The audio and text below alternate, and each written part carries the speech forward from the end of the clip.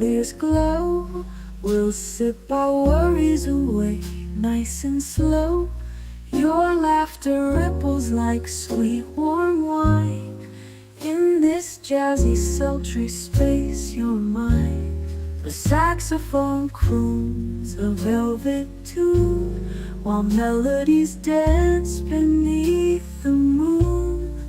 We'll toast to moments both grand and small, in this hazy, lazy, jazz-touched hall. Let's sit together in the mellow night. We'll drink to love till the morning light. Every glass we raise a promise true. Here's to the magic in a drink with you.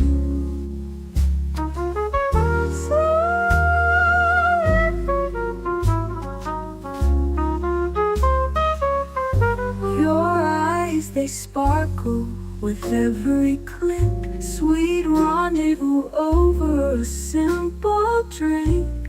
We'll share our secrets in whispers low, just you and me where the jazz flows slow. The world outside fades into the mist, but here it's our own dreamy tryst.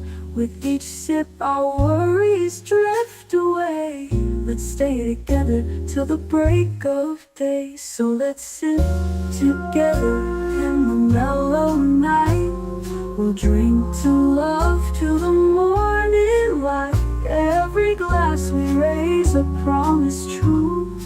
Here's to the magic in a drink with you.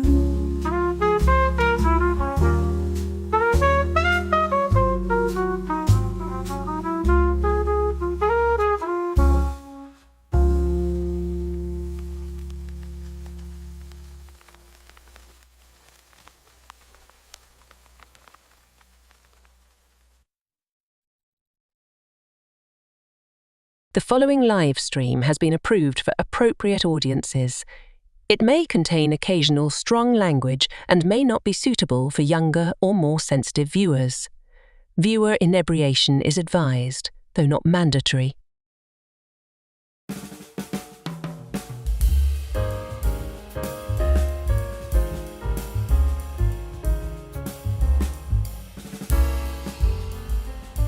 I was recently catching up with an old friend of mine, Professor Quinn Mallory of California University, who was relating to me that in an alternate 2005, Die Another Day had a direct sequel called 007 in New York.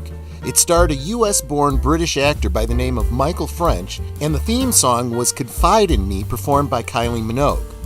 Or maybe I've had too many martinis today. Anyway, it's the weekend, so let's live and let die. Top off your glasses, tell me what you're sipping on in the chat, and we'll roll this Canarble Wagon right now.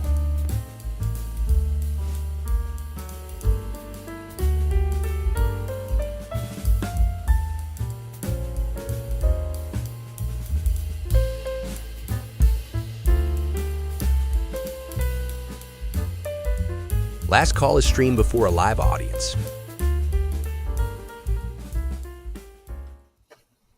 Va saluta, welcome. So glad you guys could make it, and happy Friday to every single one of you. We talked about the drink that I'm going to be drinking tonight, but in case you weren't here for my liquid lunch, what am I sipping on? So I'll have a vodka martini, dirty. Like that too. Yes, I am having a double. Absolutely, I am. It is my take on the Vesper Martini. I use gin instead of vodka, and I use Coca Americana instead of Quina Lillet Blanc. Okay, so it's not really a Vesper Martini, but it's as close as I want to come because it's the martini that I actually enjoy. So let me know what you all are sipping on in the chat. And while you let me know that, let's bring in first this beautiful, beautiful blonde woman, my sidekick, partner, co-pilot in life, Netter of Netters Network. How you doing, my dear? And what are you? I am doing really well. And why doesn't it have rum in it tonight? Because it's seltzer water. Maybe we get a little bit of coconut rum maybe a little later, huh? If you notice, tonight I'm kind of styling. You are styling. I dig that hat. And excuse me, I'm gonna jump over my designated driver for just a moment to bring in the special guest who gifted that beautiful hat to Netter of Netters Network, Michael French of RetroBlasting, who in another universe would have gone into acting. He would have stayed in England and he would have been playing. Yeah, that's likely. But I appreciate. Come on, though. Don't you think that was a great little one? Awesome. It's perfect. It's perfect. I mean, I think what was perfect was your choice of Kylie's song as a Bond song. Me, whatever. That though. So here's okay. First, we got to fill in the audience on this. If you're not following RetroBlasting, why not? The link is below in the description. Please do that. But I think most of my regulars are already subscribers, if not members, over on your channel. And you should know that Michael, well, if you look right up over his left shoulder, right shoulder from the way you're looking at him. Oh, yeah, there. And on his chest, Kylie Minogue, right? He's a big Kylie Minogue fan. Michael, I have to admit that before today, I had never heard a Kylie Minogue song. Oh, okay. Obviously I saw her in that Doctor Who episode. Right. And a dear friend of mine who passed away a while ago, he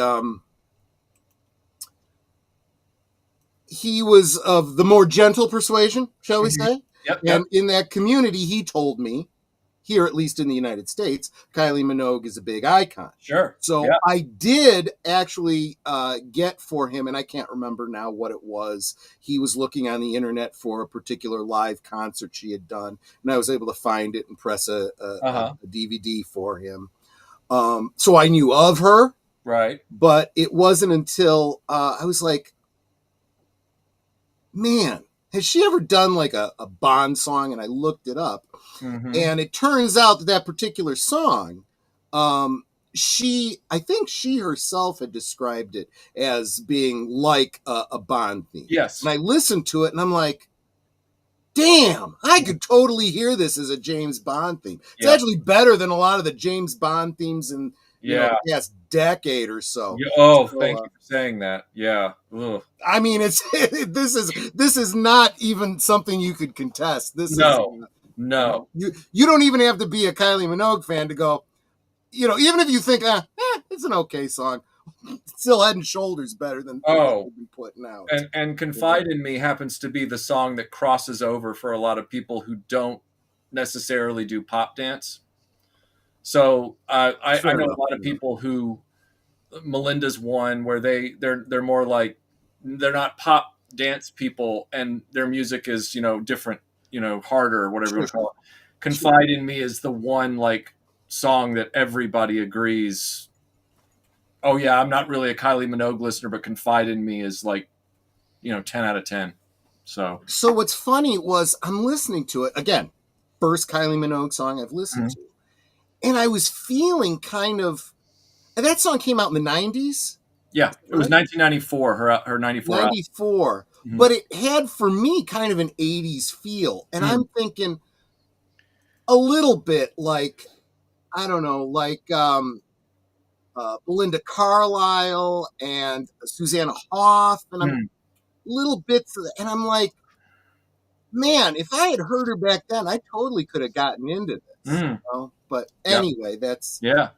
Just thought you'd get a kick out of that. That was the first album that she did after she finally had completed her contract with Stock Aikman Waterman. So that Saw, as they were known, and they were they took popular television stars of the day and gave them albums to capitalize on their fame and get a quick hit or something out of it. Yeah. They didn't anticipate that this actress from this Australian soap opera called Neighbours would actually be a stellar singer. She's got a great voice, yeah. Yeah, so it blew up. Her career blew up as an outlier. And so then right after she finished her 4th album with them, she did 1 album a year for 4 years with them. And then there was like a 3-year hiatus, and then she did Kylie Minogue was the name of the album, 1994.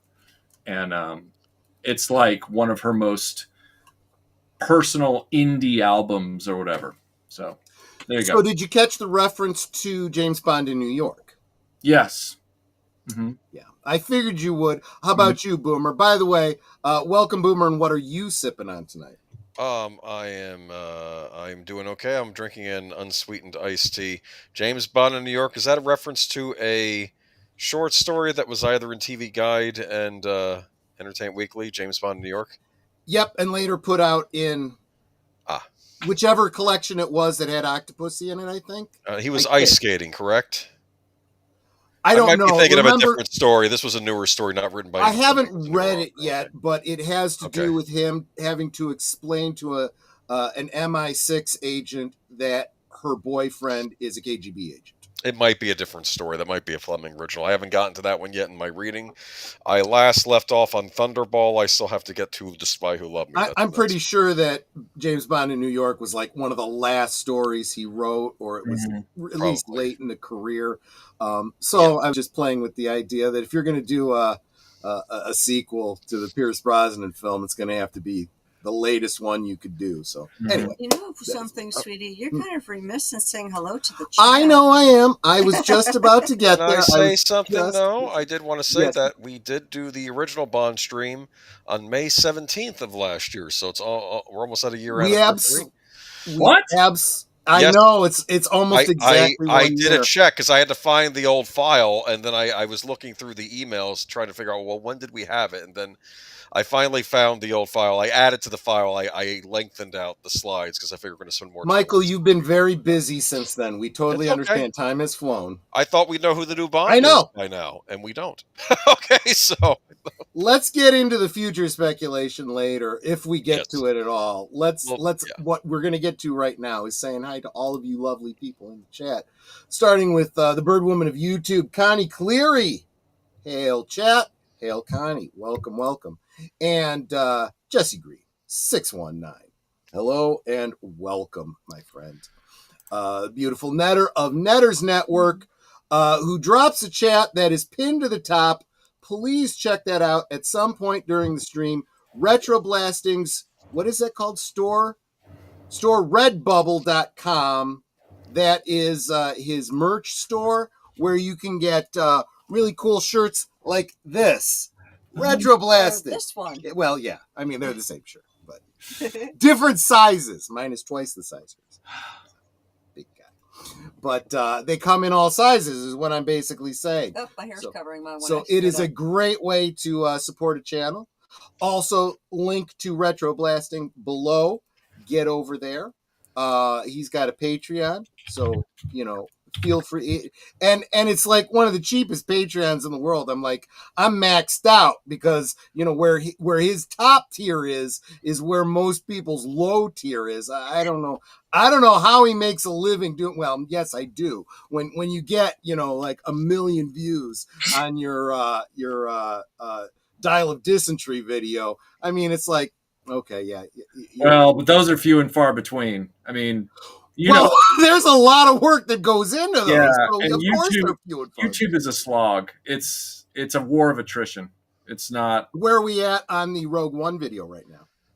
Well, let me give you the latest and greatest. I'll give you the latest right here. We'll find out together. He's gonna look it up. It's currently at 24,900 views. It's above the high end of the viewing average for the channel. However, it is currently dropping off a little bit because of the way the YouTube algorithm works. But in fairness, the Dial of Dysentery video did too, and then kind of came back. I am hoping with crossed fingers that there is a resurgence, an aftershock of sorts. I know that I have been sharing it out every chance I get. Deleted Scenes, whom I'm sure is here somewhere, and I'll get a chance to say hi to him later, has been touting it as well. So we'll get you there. We'll get you there. And here's a familiar face for you, Tim Hayes, saying hi to Papa Pacelli. And what else does he have to say? He says, I was going to be away from the PC to use the lawnmower on the weeds in my alley, but that will wait. My mother wanted to water the back lawn. Yeah, we know the real reason you're here, Tim. It's because of this guy here. We know. That's okay. That's okay. We know you're a fan. And, well, you should be, because he's good people. Storyman Jack is here. I am here, actually able to stay up tonight. Well, you have a couple of these, might make it a little bit more challenging, but if you do, you have that blue wrench now, so make sure you drop the link to your the story that you've just recently posted. And of course, salute to Deleted Scenes. I told you he was here. He is good people, and he has been sharing out that Rogue One video because he knows hard work and good movie archaeology when he sees it. Yeah, I enjoyed the Indiana Jones ones and excuse me, and the one you just did. Mm-hmm. Thank you. They're more entertaining than the actual movies. It's good to take a really bad movie. That's how you make it easy on yourself. So I do have to say, at JPRPH1, howdy, welcome to you. I do have to say, Dial of Dysentery was, what did I say? I think I told people, it's 4 hours long. It's twice as long as the actual movie, but it's more than 10 times better. Yeah. So definitely worth watching. Watch this so you don't have to see this movie. Rogue One, on the other hand, I was like, I kind of liked this movie before I saw this, and now I'm kind of second guessing myself. It's the only Disney Star Wars film I like. It's a relationship that's complicated. That's it the is. I get that. It's not that I hate it. It's that the relationship is very complicated. That's all. Fair enough. But somebody tried to say that they weren't going to watch 3 hours and 10 minutes of a critique of a Disney film. And I said, over half of this isn't a critique. Over half of this is a forensic, examination of a lost cut. It has nothing. This has less to do with whether or not you even care about Star Wars. This is more about if you care about how movies are made and the behind the scenes and sometimes even the politics of making a movie. Right. That's very generalizable. It's not just for Star Wars fans at all. Yeah. Star Wars haters even. Yeah. It's more for people that are into films. Yeah. There's only 1 hour of the 3 hours that's a movie review. And that's shorter than the movie itself. So Fair enough.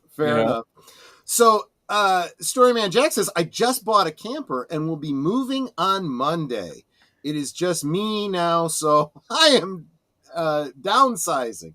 Fair enough, my friend. Yeah, if you're going to be living in if you're going to be living out of a camper for an extended period of time, you're going to need to do that. Otherwise, you're going to be spending money on storage, which kind of defeats the point of having stuff. Just my thought. You look great as well, Michael. Handsome and happy-go-lucky young man as usual. Yeah, see, he's a fan, and he's a smart guy. He's a good judge of character. That's true. Geek Flag with Nate Knows celebrates 6 months of membership. Sorry, Troy, but Netters, where's the hat better? Yeah, well, look, let's face it. She's always going to be better looking. There's nothing we can do about that. She is the best looking person on this stream. Michael comes a distant second, and forget about me and Boomer. We're just me and Boomer, for crying out loud. Yeah, I know. There's a reason you're not on camera. Hey. What is this? Kylie Minogue covered a 1960s tune called "The Locomotion." Yes, that was her. That was her first hit off of her 1988 album titled. Was that the Locomotion? Was that the one? What year was that? Do you know? That was 88. It was released. It was released in the US as a single as well. Then I guess I had heard of Kylie Minogue before. I know that version. I heard that song and I was like, "Oh, this is a cover." And my mom was like, "Oh yeah, I love this song," But I didn't. Yeah, it didn't register with me, Kylie Minogue. That's her. I think for most Americans, that was just a one-hit wonder kind of thing. Until 2001, when she came out with "Can't Get You Out of My Head," which brought her back into. That was Kylie Minogue too? Yes. Damn! Okay, I take back everything I said. I guess I liked Kylie Minogue before I knew she was Kylie Minogue. And she's had her third round in the United States finally again as of last year with Padam Padam, which is the thing that brought. She just finished a nationwide. Okay, I don't know that one. She just finished a nationwide tour here for the first time in decades. Right. Hit all the major I saw cities. your live stream the other day. Yep. So, Robert's Infinite Realms, welcome evening all. Oh, what up, party people? Forget my catchphrase. Yeah, there you go. There you go. Welcome, my friend. And Delight loves movies. Well, we all love movies, don't we?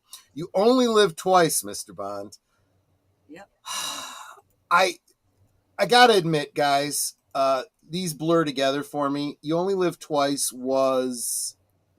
Which Bond was that? 5. Connery, number 5. I thought so. Okay, fair enough. The one with the ninjas that come down out of the volcano. Oh, that's nah. When you have like 70 ninjas rappelling down into a volcano fortress, I'm sorry, that's like one of the greatest visuals of all time. I will be... I am well behind Boomer in this. Boomer and I both have the complete collection of the original stories. Yeah. And he is way ahead of me because that's where his focus is. My focus is currently on Batman Resurrection, which is a fabulous book. We'll probably have to do a stream about that one day, folks. It's kind of a follow-up to our Batman 89 stream. Read, people, read. It's worth it. It really, really is. The tired midnight blogger himself, Curtis Selby. Nothing to see here, citizen. Welcome. Good to see you, my friend. We had a great time with him on Netters Network last night, talking about his new channel. Which is Nothing to See Here, Nothing to see here, citizen. And of course, Geek Flag with Nate Knows, supporting the channel with a $2 super chat to say, bonjour, Netter, Troy, and RetroBlasting. Screw you, Boomer. No, I'm just playing. Go down one more super chat. Oh, there we go. Damn. $2 and Boomer. Okay, Boomer, I'll have to figure out a way to get you that $2. Fine, just put it back into your. He always says that. Yes, that. I know keeping this up is called. You got to get some gin with it. There you go.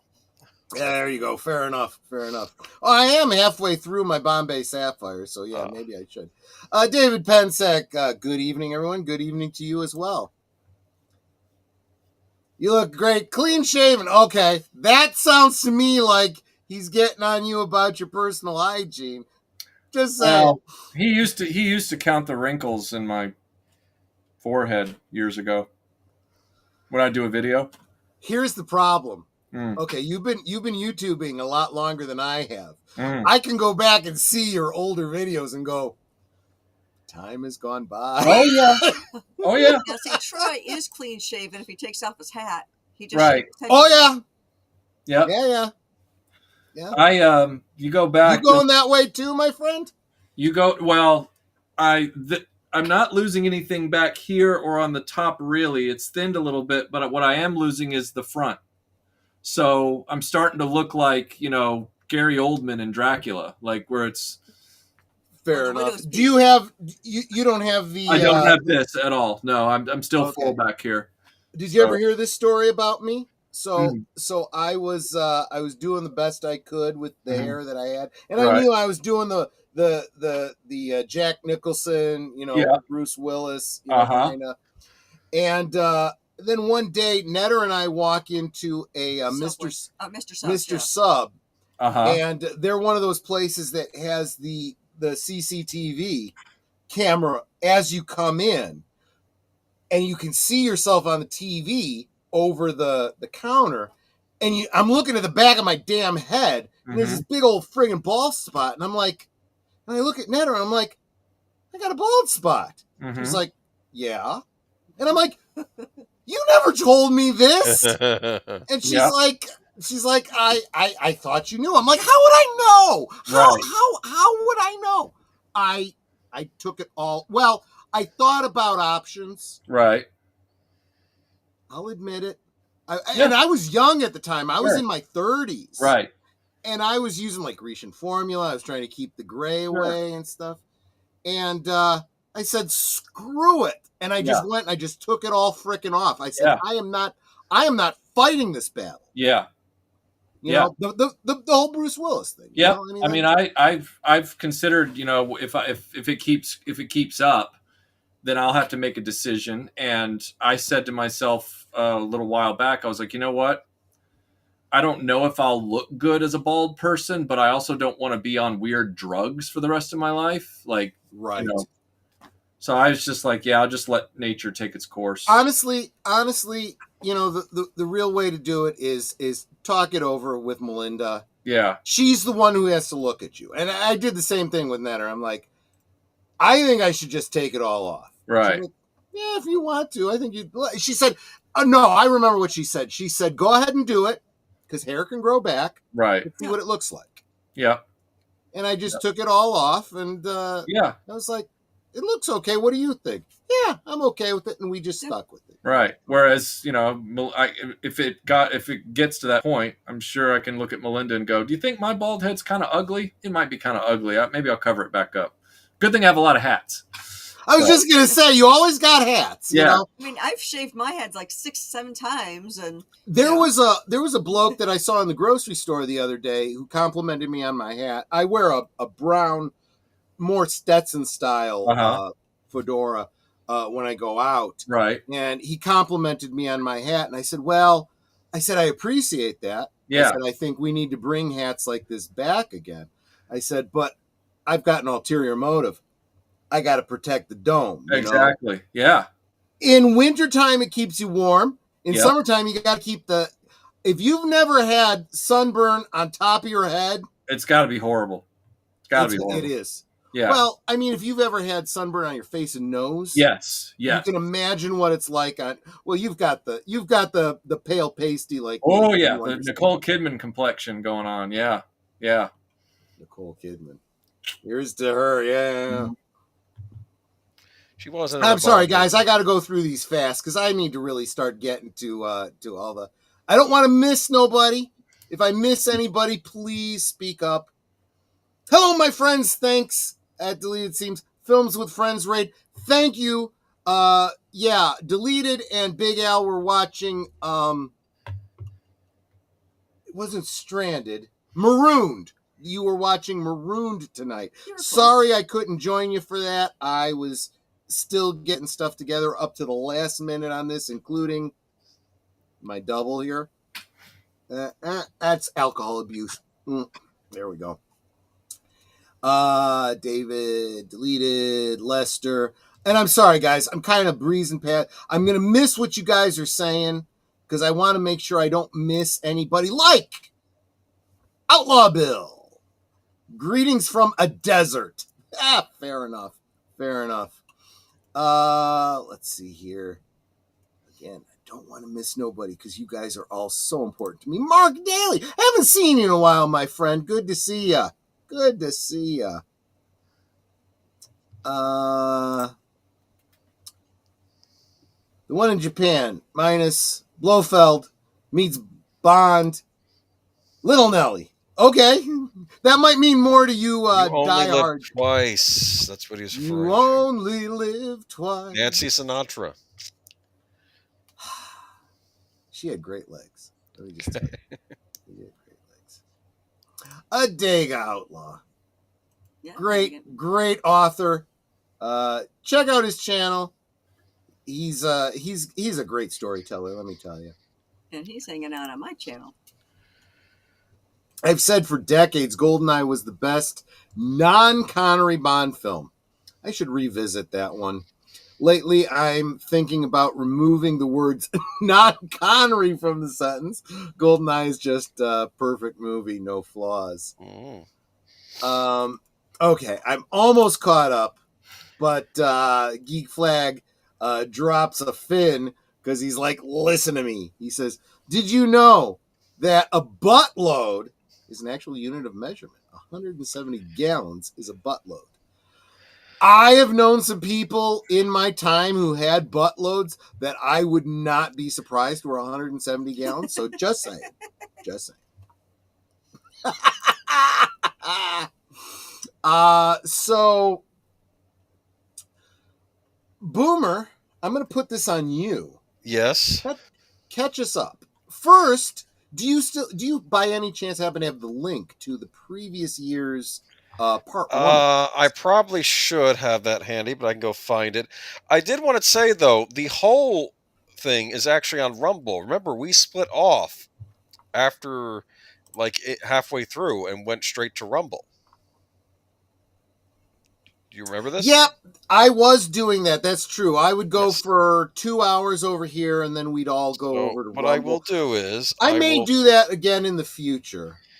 I will find a link to the original, and then I will post it in the chat. All right? That would be awesome if you do that. Real quick, I bring this up just because this is Curtis Selby's new channel, Nothing to See Here Citizen. Please, if you haven't already, because of last night's stream on Editors Network, subscribe to Nothing to See Here Citizen. He is starting all over from friggin' scratch because F YouTube. That's all I can say. That's all I'm going to say. Go check out Netter's stream from last night, and please subscribe to Nothing to See Here Citizens. But the reason I asked that, Boomer, and I don't think Michael's going to remember any better than I do. Yes. It's been a friggin' year, and we've all slept since then. Yes. By the way, I should explain that joke because I don't think I've ever explained it on stream before. It's an old joke.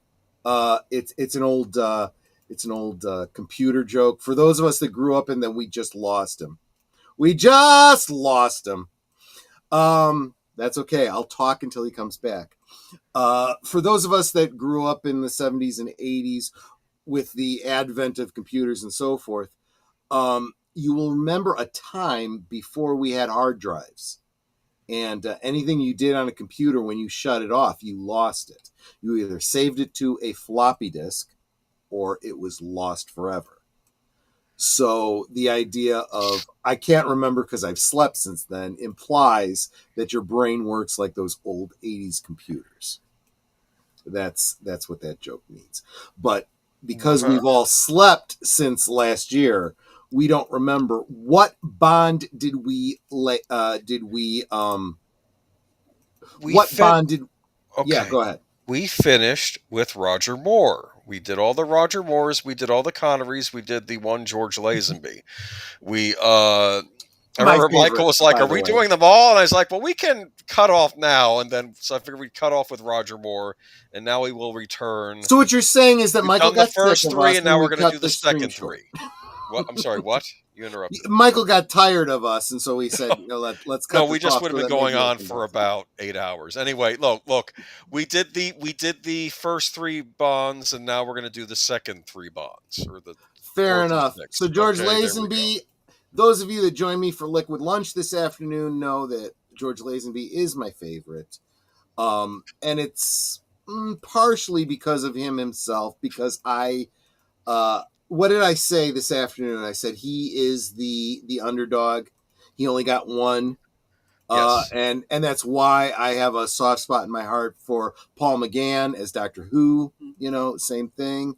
But also because of what On Her Majesty's Secret Service does for the continuity, right? It honestly, that movie is the movie that the fans go to for their whole goofy fan theory. Well, every James Bond, every actor is a different person. Okay. Bond is just a title, and it's like no. And why? What do they base that on? That little joke. Well, this never happened to the other guy. Okay, Yes. that was a joke. But the fact is, he gets married, she dies. Yeah. Diana Rigg is my Bond girl. Just saying. And that is revisited by other Bonds afterwards, which establishes that all the pre-Craig Bonds are all in the same camp. There's a callback in On Her Majesty's Secret Service when he's cleaning out his office and he's picking up little mementos, and then they play different theme songs from the older Bond movies saying, yes, he had been in Thunderball and Goldfinger and From Russia with Love and all these other ones, yes. And we are basically making the distinction between the movies and the books, because obviously the books, Bond is Bond, you know. So yes. But there are and Michael's sitting there like, Troy. Look, I'm just going to say, because we're about to launch into this, why is it that George Lazenby is considered an underdog for only doing one, and he's loved by the fans? Timothy Dalton only got 2 out of his intended 3 to 5 films. 4, whatever it was. 4, yeah. And you can't even remember how many he did. No, there was an intended 4, but they didn't get to make the other 2. Intended 4. But the thing is that, like, he was supposed to be Bond for Honor Matt. They wanted him for that one, going all the way back to that, and he said, "I'm too young." He walked away from it before, like, he didn't take the role when they offered it to him. So, like, it's like a whole thing, and yet the fans are like, "Yeah, Dalton sucks," and I'm like, "No, he doesn't. Dalton's actually really, really good, and he's also the physical embodiment of the book character." And I'm looking for cover here. Netter, who's your least favorite James Bond? Timothy Dalton. Okay, I am going to defend. She has a personal reason against him, but at the same time, those of you that were here for my liquid lunch earlier today know that my problem with Timothy Dalton is that he wasn't Pierce Brosnan, right? So those of us that were big fans back in the day were like, Pierce Brosnan was the fan favorite to play James Bond, and what kept him from being James Bond? Tell me, experts. Why wasn't Pierce Brosnan? I know why. I'm sure Michael James Bond. I know. Boomer, but let's give it to Boomer. Boomer, what is it? He was on Remington Steele. The ratings were going downhill, and they were already talking to him about Bond. The ratings for Remington Steele went up.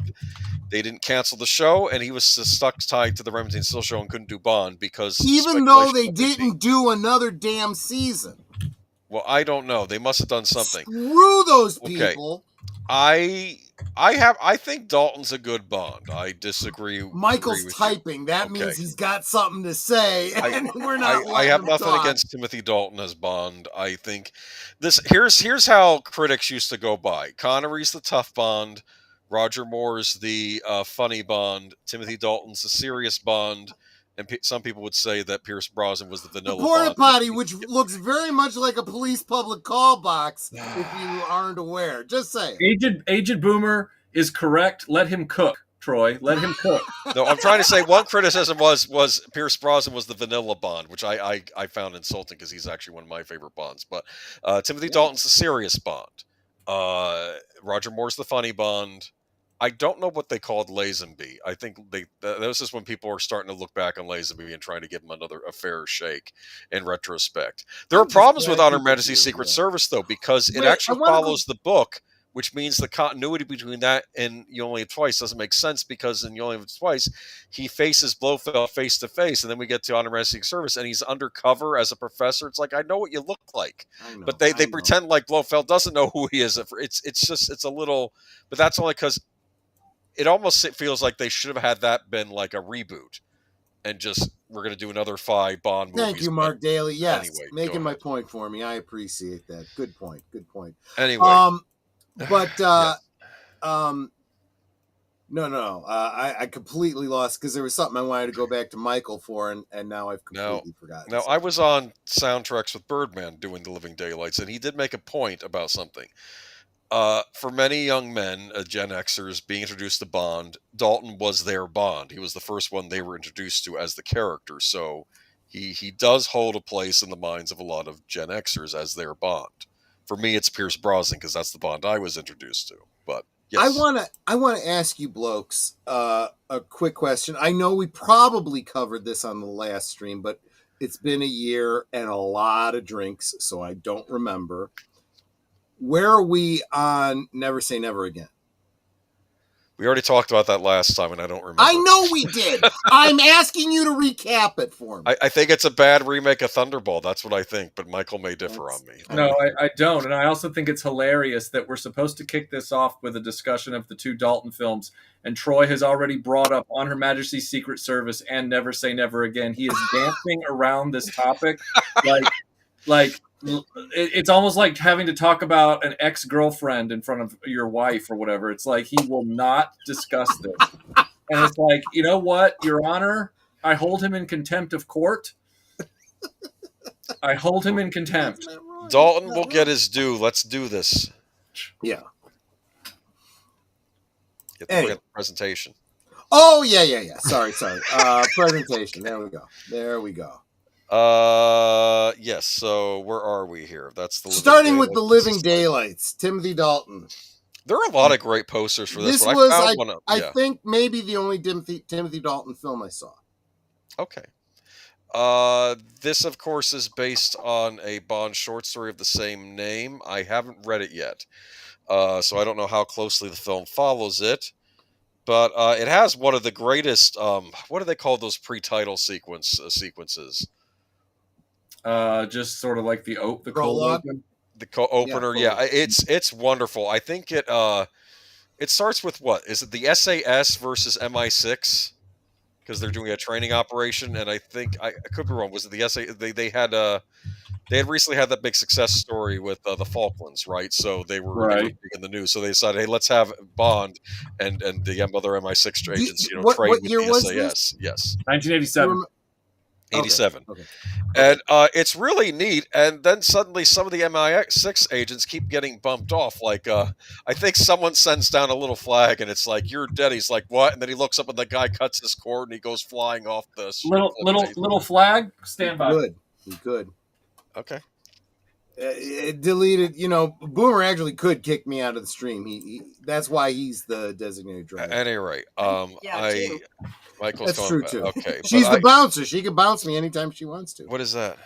It's what was sent down the thing. What does it say? Smiet spionum, death to spies. Yes, which is the famous saying for the Soviet spy agency SMERSH. I got very excited. I might have gotten excited if I'd read the books because they danced around SMERSH in the Bond movies. They didn't want to use them.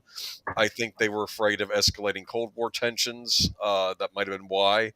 Because in the original Bond novels, you have all these horrible American, criminals around the world doing bad things, but they're all sort of working for SMERSH, which is this horrifying Soviet apparatus behind the Iron Curtain, and you even get to see a little bit in From Russia with Love. You get to see it, full on what's going on behind the Iron Curtain, and it's terrifying. But I do love the introduction, and I think he hears the guy scream, and then suddenly one of the MI6 agents turns around, and it's Timothy Dalton. And there's this wonderful chase sequence where he just goes after this guy who's doing the killings, and he will not let up. He jumps on the back of a car. And he got a lot of trouble for that with the insurance people. Oh, he did? Yeah, because everybody needs to remember that when they came off of Roger Moore, one of the characters that was big in cinema at that point was Indiana Jones. And so in the process of trying to bring the movies back to the novels, making it more harder edge and more realistic, they turned around and they wanted to work in more actual stunts. Well, Roger Moore was very open in a charming way about the fact that he didn't like doing stunts, and so he had stunt doubles do everything. Right. Timothy Dalton, on the other hand, he had studied all the books. He really studied the literary character. Right. And he wanted to be on screen as much as possible. And there were a few shots where apparently he's really on the top of that truck in Gibraltar until he got caught. And then the insurance people were like, hey, what are you doing? Like the next location, if we find out that you let him do that again, you're going to be in trouble. So he did a lot of his own stunts, but in Gibraltar in particular, he got away with a lot on the top of that truck. Like, it makes me wonder how Tom Cruise gets away with all the things he does. I don't know. Yeah. Anyway, it's an exciting intro sequence, and then we get our title sequence, The Living Daylights, and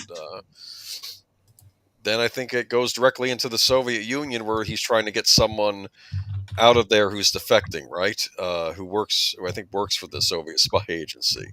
Right. But there we go. That's another good profile picture of him. Let me Michael, see. do you recognize the sidearm he's got there? Yes, that's the Walther PPK. What is the caliber of that weapon? 32. Also 7 point something millimeter equivalent, but it's 32. That is incredibly impressive to me. That is for such a tiny weapon, that's a decent caliber. They explain the origin of that in the book. I think he starts out using a Beretta, and then I think it jams on him in From Russia with Love, and it almost costs him his life. And in the next novel, M's like, "No, you're getting a different gun." And like the arms guy came, what do you think of the Beretta? And like, I don't want to say the arms guys. It's something very insulting about men that use the Beretta and stuff. And Bond was angry. Well, they took that scene and put it at the beginning of Dr. No, I think, didn't they? I think so. They did like a abbreviated version of that. Right. Yeah. I mean, I'll say this for the Bond movies, even though they don't always follow the books, they take stuff from the books and sometimes from one book and put it in a different movie. So they do kind of follow things. If you get all into pew pews, make sure you're following Brandon Herrera, the AK guy. He roasts bad guns. Just So our Bond girl this time around, Miriam Dabo, sister of Olivia Dabo. Are they sisters or are they cousins? Oh, I thought they were sisters, but maybe I'm. I thought they were sisters too. I'll look. Yeah, look it up because they look very similar. And that's a positive. They are both. Yeah, who I believe is a they're cousins. They're cousins. Oh, they are cousins. Okay. Yeah. Accomplished. I knew they were related. I thought they were cousins. She plays an accomplished Russian cellist in this, I think. Yeah. Yes. By the way, Michael won't bring this up, but I will. Michael's got a video about a custom Lego set that he did that involves this film, this character, that car. And also, I have a thing about the Scalextric slot car sets with the new official Living Daylights Aston, and I do a whole thing. Folks, there's a reason I tell you. Make sure you are subscribed to RetroBlasting. And we have a nice, great chase scene with the Aston Martin. I believe, we do. Soviet Union, I believe. Where is it? Are they out there? Whereas I'd just like to point out, On Her Majesty's Secret Service had a process screen Cool Runnings bobsled chase, which sucked. So just letting everybody Fair enough. Real quick, Michael, on that Lego video, do you have a link on that video to where people can find the formula? I'll post the link in the chat if I'm allowed. So you're allowed.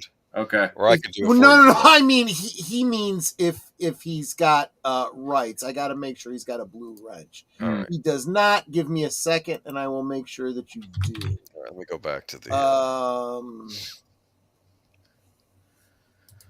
Where is it? Add as moderator. There we go.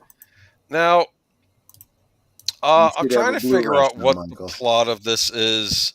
There's a lot of Soviet intrigue, but it's not what you think. This guy who's defecting from Smersh may not be all he seems. He may have his own self-interest that doesn't go with either the Soviet Union or the Western powers. Let's see. Okay, why does Theater Pop? I don't think they ever said, did they, guys? Smersh? What? What does What's it SMERSH stand stand for? I don't know, but I don't know. It's the Soviet spy agency. It's like their underground It underground spy probably stands for agency. something in Russian that Yeah, we that's don't what know. I think it did. And Real quick, influencer is not an occupation. By the way, welcome. So glad that you're here. He says, "Why does theater popcorn always taste better than microwave popcorn?" I hate to tell you, because it starts out fresh, ends up stale, and it never has those weird chemicals that microwave popcorn has in it. That's why. yes, And here's the link to the custom Lego Aston Martin V8. Do you talk about how they can find the formula to make that if they're Lego people? I direct everybody to the place. I figure you probably do. Yeah, Mhm. yeah. Actually, microwave popcorn in the bags, because you know how it says put them in this side up. Mm-hmm. Well, the bottom part that makes it actually, It's got iron filings in it. yeah, it's got chemicals and stuff in there, Mhm. which is why it makes the popcorn taste different. Yeah, because those chemicals get into the popcorn. it's not good for you, people. Stick to the tried and true method. All the fat. That's what makes it taste good. If you don't want the fat, don't eat the popcorn. No, just use an air popper. Well, there's nothing in There's that. Okay, anyway. So Joe Don Baker is one of the villains in this. Did we like him as a Bond villain, Michael? Joe Don Baker is an understandable butt of cinematic jokes. Like Mystery Science Theater, I think, they rightfully sort of focused on him for a long time. Yes. I would say that it's fortunate that Living Daylights actually has two main villains. Yes. So that you can, really three when you think about it. It's got the two conspirators and then the henchman Heavy, which also, while Bond kind of started that a little bit, this particular Bond movie, I've always felt that they kind of borrowed a little bit from the success of Indiana Jones, where they're like, okay, well, we have some villains, but then we also need like a big guy villain for Bond to fight at some point. And I absolutely love the way they do it. Like they apply it to Bond. So, Bond inspired. What's that? I was going to say, we got a popcorn talk in the chat, and I do need to address this. If you guys want to get as close as you can to movie theater popcorn, get yourself a Whirly Pop, okay? You got to use coconut oil. Yes. And what is that salt? That orange salt Flavor Cal. Popcorn salt. Flavor Cal. You can find it on Amazon. You use that. Then, honestly, I'm old school. I use real butter, but you can get that Orville Redenbacher like oil stuff, which is what the theaters use. Just want to help out our theater loving people. I tell you what theaters use? Because I used to work for Sony Theaters. She knows. It's this orange block. It's a mixture of like their butter flavor and salt. Cool. Yeah. And it would we put it in the hopper with the popcorn kernels, and would just melt and cover everything. Cool. Anyway, sorry to interrupt you, but I did want to help out the popcorn lovers. No, I was just going to say I got fancy Amish popcorn for Christmas. I'm going to have to make it one of these days. Yes. I'll tell you what, that Amish popcorn is the best. It looks very fancy. Have you tried what is that, ladyfinger popcorn? No. Does it taste like ladyfingers? No. Oh. It is these little bitty tiny. They look like wheat is what they look like. Okay. And they pop. They're little bitty tiny, but there's almost no like leftover kernel. Okay. That's why I originally got it, because Netter, it gets stuck in her teeth and she kind of gags. All right. The opposite end is the truffle popcorn, which is the really big stuff. That's what you want to get if you're mixing it with like a caramel or a cheese. I've heard of that. Something. Yes. Yeah. Cool. Sorry, guys. This is tangentially a movie related, so I did want to cinema popcorn. Go on.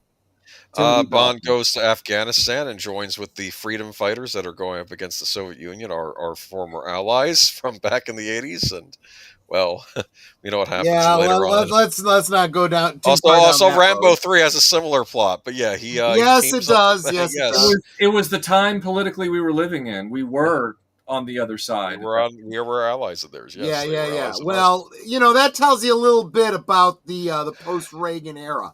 That's all I'm going to say about the. Well, Reagan was still president. 87, Reagan's still president. Yeah, this is a Reagan era Bond movie. Wasn't this after he got shot though? The Deep State was in charge. Yeah, but no, in charge.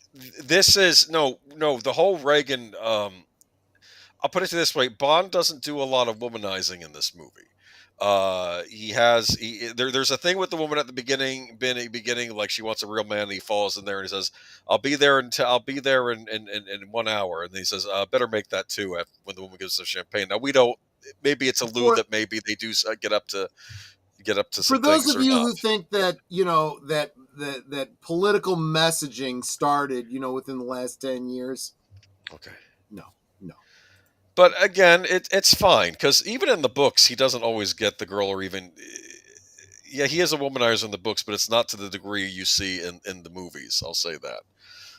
Usually it's one woman per book most of the time. And this is why, again, post Lazenby, once he loses his wife, I don't think he really falls for the women.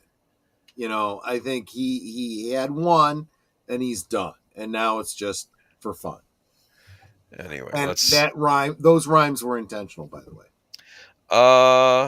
There she is. They're in the full here's our Lawrence of Arabia film. That's basically right. Yes. In fact, yeah, there might be some allusions there. So I'm trying to think. I know that there is a very exciting thing on a back of a cargo plane with him fighting the villain. Yeah. On top of yes. It's an incredible stunt. It's an incredible a bit of stunt work, and we haven't seen anything like that in a Bond movie in several years when this came out. After the Tom Cruise was James Bond, we would. Just saying. Who? If Tom Cruise was James Bond, we would. Why would we want that? No, I'm just saying. Tom Cruise is like the most American guy, so we don't want him as James Bond, right? It's between the gunplay in this movie, the car chase, there's only a very few small moments where they couldn't quite let go of the Roger Moore-ness yet. They weren't ready, but they actually cut it down significantly, because there was a deleted scene in the Tangier sequence where they have him throw a carpet over some phone lines, and he slides down it, and people looking above think that he's on a flying carpet, and they wisely cut that because that's a very Roger Moore kind of gag, and they were massaging the action because they wanted it to be more, dare I say it, Indiana Jones. I mean, Bond inspired Indiana Jones, and then its success sort of helped Bond reinvigorate itself, and that net stunt on the back of that cargo plane is really good. It's really, really good stuff. Yeah. So I'm trying to think. But this was Timothy Dalton's introduction. Was this your first Bond, Michael? I'm curious about. No, my first Bonds were Dr. No, Goldfinger, and For Your Eyes Only on VHS, and I also watched all the other Roger Moore and Connery films on the ABC Sunday Night Movie. So this is what drives me nuts about Michael, because when you ask him a question, it could just as easily be me answering the question. We have chewed so much of the same ground. Mm-hmm. From a pop culture standpoint, it's scary. But I was thrilled that this Bond came out, because it was these two Bond films. We'll get to the next one soon. These were my first Bond films in the theater. Okay. And so I'm just damn, that's probably right. Yeah. Mm-hmm. No. My first James Bond in the theater was Never Say Never Again. Sorry, it just was. Why are you apologizing? I do think I am a couple years older. You don't have to apologize for wanting to go see a Bond movie with Sean Connery. It was no.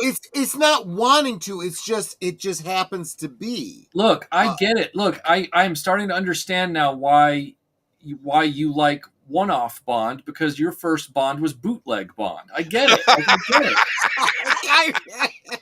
No, it wasn't my first Bond. It was my first Bond in the theater. Right, in the theater, right. Yeah. So, it's like my first Bond was Sean Connery. My second was Roger Moore. And I remember looking at him going, wasn't that the Saint? Yes, he was. That's why they wanted him. Oh, that's my girl. That's my girl. I mean, and Never Say Never Again came out in 1983, which means that went up against Octopussy. Yep. So I guess in a way I could argue that you made the better choice, Troy. Wait, are you saying that Never Say Never Again is a better film than Octopussy in your opinion? I mean, come on. I mean, like the movie ended on an Aladdin set from the 50s. What are we talking about? Like, I don't even really remember Octopussy that well. So I mean, I saw that one on cable, by the way. Can I quote Edgar Wright? He said, "Why do we need Austin Powers in a world where Octopussy exists?" That's what he said. Anyway, all right, but Timothy Dalton, this was his big debut, and I'm curious as to how the audience at the time received him. I know that Gene Siskel and Roger Ebert, they weren't big on him, but the problem is they didn't like anybody after Connery. They would pick on even some Roger Moore movies. So, but here's the funny part: if you look at Ebert's review specifically of Dalton's Living Daylights, and then you go and you read Ebert's review of Casino Royale. Yeah, it is the most hypocritical crap you'll ever read, because he literally praises Daniel Craig for everything he rode Dalton out on a rail for. Yeah. And it's like, oh, I see. So tell me again, Roger, how you just weren't quite ready for this yet. Like, see, you were Michael, you are too focused on consistency. You did the same thing with the Red Letter Media guys. You want everybody to be consistent. You're damn right I do. You're damn right I do. Amen, brother. I'm playing with you, and I love you for it. Now, here is, are we ready to move on?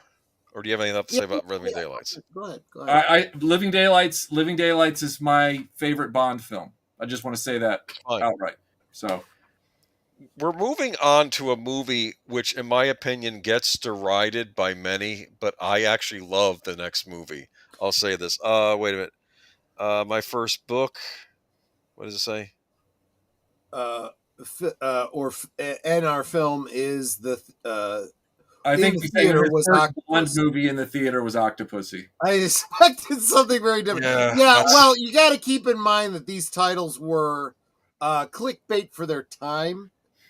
Yes. Maud Adams was the female lead. Am I correct? Yes. Yes. Beautiful woman. She was also in Mount the Golden Gun. It's the first time they reused a Bond girl, which was interesting. Not the same character, same actress. Right. Yes. Well, no, of course. Yeah. So moving on to License to Kill. Mm-hmm. I like this movie a lot. The villain in it. Yeah. There's the Simpsons gag with Mendoza on The Simpsons, right? And it's like Mendoza, and it's like this extra evil drug lord from South America and all the McBain movies. And I swear they must have based him off the Bond villain in this movie, Sanchez. He has to be. Fair just this extra evil South American drug lord. And I do have to say that I must take back something that I said earlier. I know I must have seen this movie because there was a comic book sequel to this called Licensed Revoked, which I have in my collection. I actually have a lot of. I may have all of that was toyed to be the title of the movie, but they thought people wouldn't get it. Well, it is the title of the movie in, or no, they wanted it to be the title of the movie. Yeah, that's what it was. Yeah. License Revoked was aside from the film lore, they used it as the title of a comic book that I got that was a kind of sequel to this. And I am not too proud to admit that I did a lot of tracings of James Bond out of this to learn how to draw James Bond. Just young Troy being young Troy, just saying. Yep. But here we have Bond and his good friend Felix Leiter, a CIA agent from Felix Texas. Leiter has been played by a vast Yes, number of people. spectrum of ages and colors of Yes. people. But for this is a Felix Leiter returning. This is Yeah. the Live and Let Die Felix Leiter, Yes. I believe. Yes, he came back. There's this great sequence of them going after I forget his first name, but the villain Sanchez and Robert Davi. Great villain Mhm. in this. I really love Robert Davi in this. Are they He wearing kind of hammers up and is a tuxedos little in more this scene? comical to play off of Dalton's more seriousness, I think, in this. And they actually catch him by hooking a what is it? They it's like the thing they use in Dark Knight Rises where they hook the thing on the end of the plane and lift it up Right. and like basically get him that way by having their plane trap his plane. Yeah. Because I guess he's in U.S. water, so they can finally nab him, but he's in the air, so they have to nab him in the air. Yeah. I think David Pensack is trying to poke me because he knows that I will go off on marketing. The marketing for these movies, for any movies. What the hell is wrong with the marketing departments of most of these studios these days? I thought it had a great trailer, though. I'll say that this movie had a great trailer. How it has like the digital watch and like the countdown has begun. It's like a cat, like one of those fancy digital watches, and then it says when you cross them, your number is up. I think it says, and then it turns into 007 on the watch. It was neat. I remembered that. There you go. But and also this happens. He's going after his, Felix Leiter's going after Sanchez on his on the day of his wife's. He and his wife are getting married. It's on their wedding day, but he has to go nab this guy. So they're in their wedding outfits trying to nab this guy, and then they parachute into the wedding. It's after they catch the bad guy. It's almost like a little movie into itself, and it ends there at the wedding. And there we go. And there's Robert Davi. Actor, I recognize him. He's a good actor. He's one of the ones that's now on the. I'm not going to say he's on the outs in Hollywood because he's still finding parts, but I think he came out as leaning right of center. So, but yeah, he was in Die Hard's Special Agent Johnson or whatever. He's one of those character actors that you just know that face, right? You remember the show Profiler? Remember the show Profiler? Yes, but I didn't really watch. He was on there. He was the main guy, the leading man on that. I mean, it was really the woman show, but yeah, he was on that. He was also in Goonies. That's right. He was one of the Fratelli. Sons. Look, instead of a cat, he has a gecko. No, iguana. That's an iguana. My mistake. Okay, you're right. Iguanas. If you own an iguana. Be prepared to allow them to have a place where they can climb. They like to climb to the highest place, so they will climb your drapes. They will climb your bookshelves. Maybe find something they can climb to make them happy. Real quick, Curtis Selby is quoting the song by Sir Paul McCartney. There you go, man. There you go. So Curtis, I am thinking about for the members for the channel members. I'm thinking about starting something on Rumble, maybe a karaoke night or something like that. Just a thought. Anyway. There's Felix Leiter's wife, but they just married that day. There's a wonderful. Who's the actress? She's cute. I forget. She's been in stuff. I think she was on maybe nighttime soaps. I forget her name off the top of my head. But she actually gives Bond here's the garter. That means you'll get married. And he kind of says he doesn't want it. He's okay, thanks, and he walks off.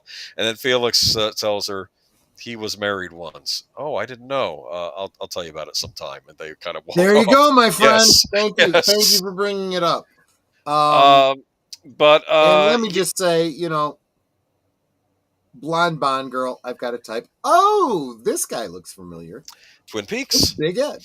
Yes, and he plays the guy in charge of handling Sanchez's prison transport. Then Sanchez says, "I'll give you $10 million if you get me out of here," and he betrays, and he shoots the other guards, and he gets Sanchez out of there. And so basically, he betrays his oath, basically. And the first thing Sanchez wants to do is, "I'm going to get revenge on Felix Leiter on his wedding day." We don't see it. Help me out. I've kind of lost track because let's face it, I'm blotto. Okay, what movie was this? This is License to Kill. License to Kill. I know I've seen this. I guess I've forgotten. But Everett McGill is in a movie. I've got to revisit this film. Yeah, he's the one that betrays. He's like I don't know if I think he's an FBI or CIA agent that betrays the organization for money, basically, for Sanchez. And then Sanchez he helps Sanchez kidnap Felix Leiter, and he lowers Felix Leiter into a shark tank so his legs will get eaten off by the shark. Okay. Which is actually something. That's boring. Didn't the sharks have like laser beams on their head or something? Okay. Very funny. Sorry. Come on, give me a break. You can't expect the drunk to come up with good jokes, okay? I mean, give me a break. Yeah, but no, it's actually rather horrible. This happened in one of the Bond books too. Felix I'm actually more concerned that he's wearing a suit and they're dunking him in water. That bothers me. And then Bond finds Felix lying in the apartment, all bloody, and a note on there saying he disagreed with something that ate him. It's actually from one of the Bond books too, because and then of course he finds Felix Leiter's wife, and she's been killed too, and So Bond decides, I'm going to get revenge. I'm going to catch this guy and get revenge for my friend. M says, "You will not do that. You are not going off on some personal vendetta." And this actually goes in with the books. M does not like the idea of agents having personal vendettas. I think it's about, yes, they have to go and sometimes kill these bad guys, but it's not personal. He doesn't like it when that goes on. Go ahead. That makes sense. No, I was going to bring up, this is a plot point in the License Revoked, where he goes kind of rogue because of that. Yep. But that beside the point. I don't remember what I was going to say, so never mind. That's the only okay. He. What is it? Oh yeah, and of course he starts. Oh man, do you remember this scene, Michael? Yeah. This is the pressure scene. So Bond actually ends up infiltrating Sanchez's organization, because Sanchez doesn't know who Bond is, because he never saw him during the initial capture. So he pretends to be some guy. "I want to work for you, Sanchez. I'm a probable eliminator," and he starts setting things up, making it look like Sanchez's old men are trying to betray him. And well, he uses the truth to his advantage. So yes. he tells Sanchez that he used to be MI6, but that he's no longer. He's a disavowed agent. And when they look it up, sure enough, they're like, yeah, he is a disavowed agent. So he's not lying.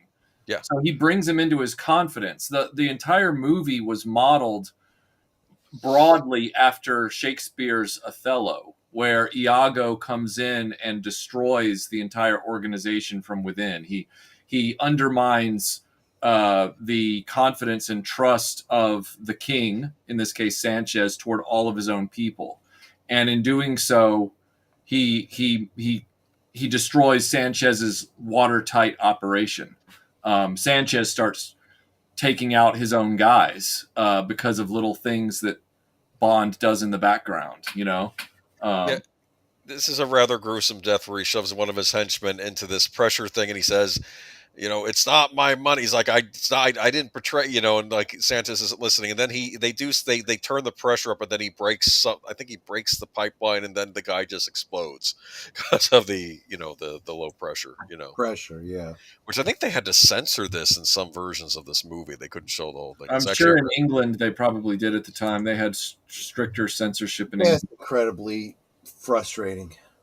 Yeah, but it's interesting though. Q actually comes out into the field and helps Bond, which I thought was interesting. He actually goes against the orders and sneaks and helps Bond, gives him some stuff.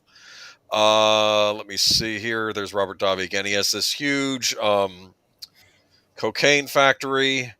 I believe Wayne Newton is also a front for another organization. Like is he some kind of televangelist or something? I don't know. Dankeschön, darling, Dankeschön. We have a young Benicio del Toro's in this as the main henchman. Holy cow! Holy cow! Here we have our Bond women this time round. I believe one of these actresses was on Law and Order for a number of years, right? That's Carrie Lowell. Yes, she's on Law and Order. She is. I think she's also either CIA or FBI or something. She Law and Order, which we'll be talking about on Geek Yeezers this Sunday. Yes, we will. Yes, she's she's a CIA agent. And that's Sanchez's mistress. And Elizabeth Soto, who would go on to be in Mortal Kombat. Oh, that's right. You're welcome. I didn't realize that's her. She's a little more mature in Mortal Kombat. It looks great though. Yes. So here we go. And this is known as the Cursed Bond movie. Did you know that? I don't know if you knew this. You might have watched the DVD special features on this. Troy, you may not know about this. No.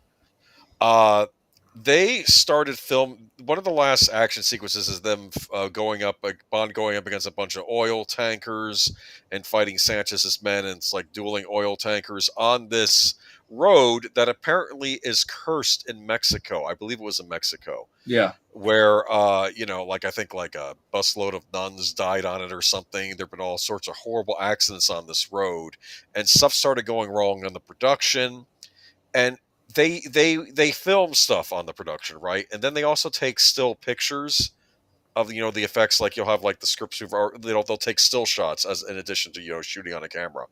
This doesn't show up on the film. This shows up in a still shot. What does that look like coming out of the flames? Looks like a hand. Yes, this is an actual from the production. Now maybe it's just a coincidence, right? Or maybe there's something evil on this highway. Well, they also had a lot of production problems shooting that sequence on the highway. A lot of things were going wrong. Yep.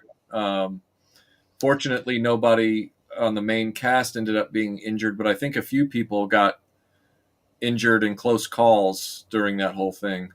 I do think that a lot of these pyrotechnic scenes, sometimes they don't think them through the way they should. But they kind of made a point, I'm going off on a tangent, in this movie that Bond doesn't have quips, so they had Sanchez making the funny quips. There's a scene where Bond is hanging over against the cocaine shopper and about to fall in after one of the bad guys fell through and got this, grinded up. And she says, "What do I do?" And he says, "Shut the bloody machine off!" He doesn't have like a quippy thing to say.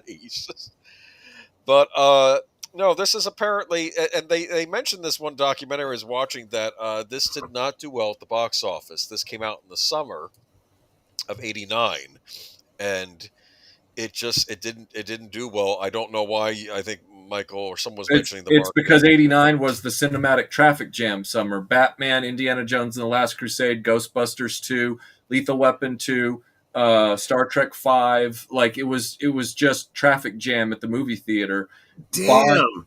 Bond. That year, I spent a lot of time in the cinema. That's true. We did a stream on summer of '89. We must have brought this up. Yeah, I was in the theater. I was in the theater every weekend that summer somehow. Like I couldn't figure out how to. Were you back in the States at that point, Michael? It was the year before we left. We left the summer of '90. So gotcha. Yeah, but it was a crazy year, and I remember we almost missed seeing License to Kill because of that. My dad and I raced off to, remember this, everybody in the 80s? The Dollar Theater that gets them right before they leave. Yeah. They get them after first run.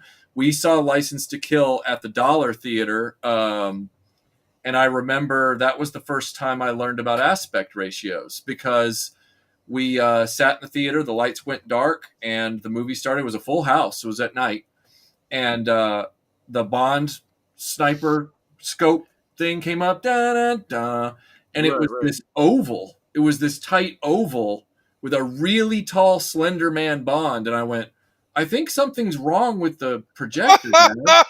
And they were like, and it took a second, and then I'll never forget. It went through most of like the title sequence. We had to watch the whole opening in that stretched format. I'll never Oh forget no! how squished that Jeep was that pulled up with Talissa Soto. Like it was like, Oh, for and then crying out loud! and do you know when it finally like corrected When? itself in the intro sequence when they're doing all of the amazing Maurice Bender artwork and stuff, the Right. ladies and the this and the that. One of the last shots in that title sequence is Talissa Soto's face sort of obscured halfway with a camera, like a traditional Yes. still camera. Well, that still camera was oval, and then suddenly something went whip on the screen and it became a circle. So I saw the entire opening sequence in the theater, like vertically stretched, it squished, and then it corrected itself. That's my dumb License to Kill story, but yeah. Damn. Fun movie. So, and unfortunately, this is it for Dalton. They had 2 more movies planned, but they didn't bother. They didn't get around to making them. One was going to be Bond versus an assassin in Japan, which would have been interesting because it might have been still like when Japan was the hotbed of economic activity era. That was probably the one for 91. And then I think the one they had planned for 93, because they would usually try to do them every 2 years, was actually going to be a Bond kind of origin story of how he was trained as a 00 agent and went on his first mission, I think, right? That was going to be the other one they were going to do. And they were going to see who Bond's mentor was, who taught him how to be a spy. But neither of those movies got made. And it's a pity because they sounded interesting. I would have loved to have seen, especially the Japan one. But I think and then I heard too, someone else told me, or maybe it was you who mentioned this, that there was a court tie-ups with Bond as well. Yeah. That after this, Eon Productions got into a legal battle. I can't remember over what, and Dalton was basically put in a holding pattern, and it dragged out. And then he said one of the happiest days of his life was because he realized, it took from 90 to 95 for that all to iron out, because GoldenEye didn't show up till 95, or I guess 94. So from 89 to 94, that's half a decade, right? So he aged out during that time, and they wanted him for more films, but they couldn't get these legal rights undone. And Timothy Dalton said in an interview that one of the biggest reliefs of his life was when he was driving through London one morning to get to a meeting or a whatever you want to call it, and he looked up at a billboard and it was for GoldenEye, and Pierce Brosnan had the gun, and and he said, I'm free of the because the thing was, he liked playing Bond, but all 5 years of him waiting, every time he would do an interview for another project, everybody would just ask him when the next Bond is coming out, and he was like, I don't know, I have no control over that, and he said it was the most freeing moment because he was finally out from under a situation that he had no ability to affect. So, yeah. So, Mark, as long as you were on that picture, in addition to 2 Bond girls, the movie had 2 songs. License to Kill is the opening. If you asked me, 2 in the end credits, both sung by Gladys Knight. No, one sung by Patti LaBelle. Oh, one sung by Patti LaBelle. Yeah, Gladys Knight sings the opening License to Kill. Patti LaBelle sings If You Asked Me To. There you go. So. Fair enough. All right. So, and then we go to the 1990s and mark a new era for James Bond and a new face. And I'm going to give you the big reveal. And that would be James Bond Jr. I'm sorry. I have to do this. I am aware of this, though I've never seen a freaking episode of this. Michael, are you aware of this? Or we'll just skip on, because what happened? How did this I'm aware of it, but see, I moved to England at that point, and ironically, James Bond Jr. wasn't playing in England, of all places. It's almost like that's not even ironic. That makes perfect sense. It's just like, so I gladly missed all this. I was like, bye. So this isn't, for starters, it's James Bond's nephew. So, like, it's his brother's son, which doesn't make any sense unless his brother was also named James, or maybe James Bond Never mind. I said the brother's wife. Never Oh my mind. God, you're right. No, let's not move. Let's move on. Okay, okay. I don't want to think about this too hard. It was silly. There's like Felix Leiter has a son. They're going to prestigious school. Villains such as Goldfinger and Doctor No and Jaws and I Oddjob honestly show thought up. James Bond Jr. was James Bond as a kid. I didn't realize it was his friggin' nephew. It would have made more sense for it to be his son. I mean, Well, yes. I'm starting to think of his brother's wife was named Sylvia Trench. I'm sorry. I gotta shut up. I always imagined Sylvia Trench was already married in those Connery movies because I'm saying, well, why aren't they together? They seem to. Oh wait, I bet she has an older rich husband. That's what I always assumed. All right. Anyway, let's move on. I don't know much about this car except we have Goldie Finger. That I guess is she related to Goldfinger, like Goldfinger's This daughter is like or niece. Gem and the Holograms. It has it even though it's a '90s cartoon. It very much has that truly 80s outrageous. Style. It has that 80s style. Like Oddjob has like a gold chain around his neck. It's very strange. I watched some clips before this. Apparently, this also was a rights contention thing. Like I think that the Eon Productions didn't have TV rights to Bond, but they were trying to get them back so stuff like this didn't happen. And it's not canon. This is probably the biggest problem with all of our franchises is the division of rights. I may do a stream about that next week. Bond Jr. looks like the gay love child of Bond and Fonzie from Happy Days. Maybe. You know what? I'm not sure I could argue that with you. Anyway, it's kind of forgotten now. I'm sure it's one of these things Eon probably buried when they got a chance. So yeah, let's move on to, of course, our next true Bond movie, which is Goldeneye. Is this the one where Famke Janssen tries to break his neck with her thighs? Yes. Okay, so I've seen this one, obviously. Okay. This came out in '95. I did not see this in the theater, unfortunately, because I had not really yet gotten into Bond yet. But I was aware of the movie because I knew that Nintendo had gotten the film adaptation rights. And if you know Nintendo, it's very strange. We're going to be talking a lot about Nintendo. Well, that'll be on Sunday. In fact, recently the GoldenEye video game has made it into the Video Game Hall of Fame. That was a recent announcement, but I didn't. I've heard very good things about this. I've heard about skins that weren't available that you can unlock in the you can unlock Dalton Connery and Roger Moore. There was no Lazenby skin to unlock. Anyway, they're bastards. Anyway, but I'm just talking about the game. But my point is, though, I was aware of this movie because I was a Nintendo guy at the time, and I knew that they got a movie license to make a game out of it. I'm like, Nintendo never does that. Movie license to kill. Yeah, that's amazing. I'm sorry. Well, no, they create their own IP. They don't buy licenses usually. It's not, the other time I knew that they did this was for a Popeye game they made in the early arcades. So it was odd that they bought the rights to this. Keep in mind, a lot of those Star Wars games that were Nintendo exclusives, Lucasfilm made them and sold them to Nintendo to publish, but Nintendo didn't actually have the rights to own those in perpetuity. They just had it for like a few years.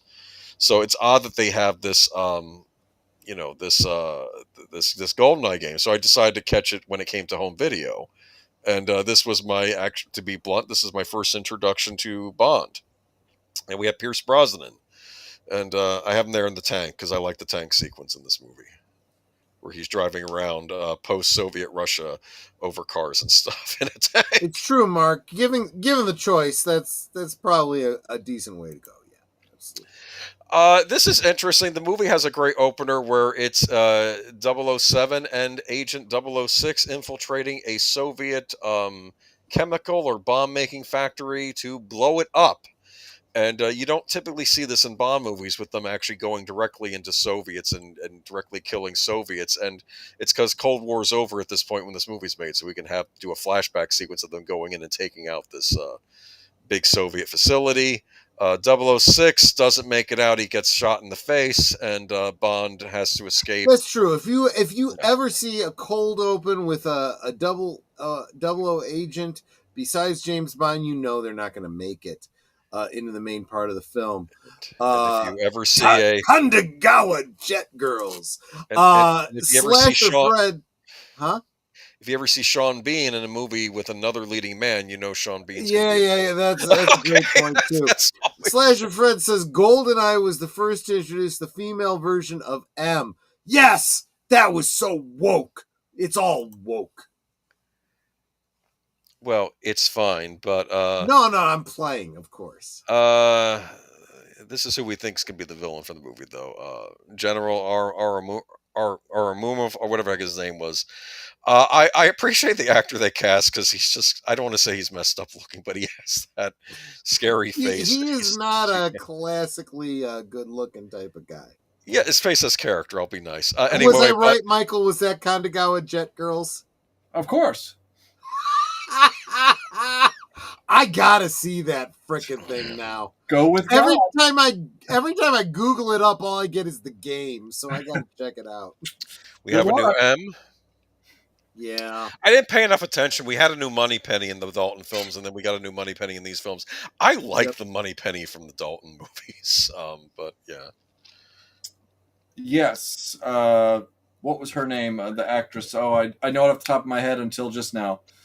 To be fair, I like the Moneypenny from the Dalton era. In fact, I think I like all the Moneypennies, if I'm being honest. The Moneypenny from the Brosnan era's name is Samantha Bond. Oh, that's interesting. Oh, Judi Dench is the new M, because I think basically when the post gets vacated. Excuse me, Dom Judi Dench.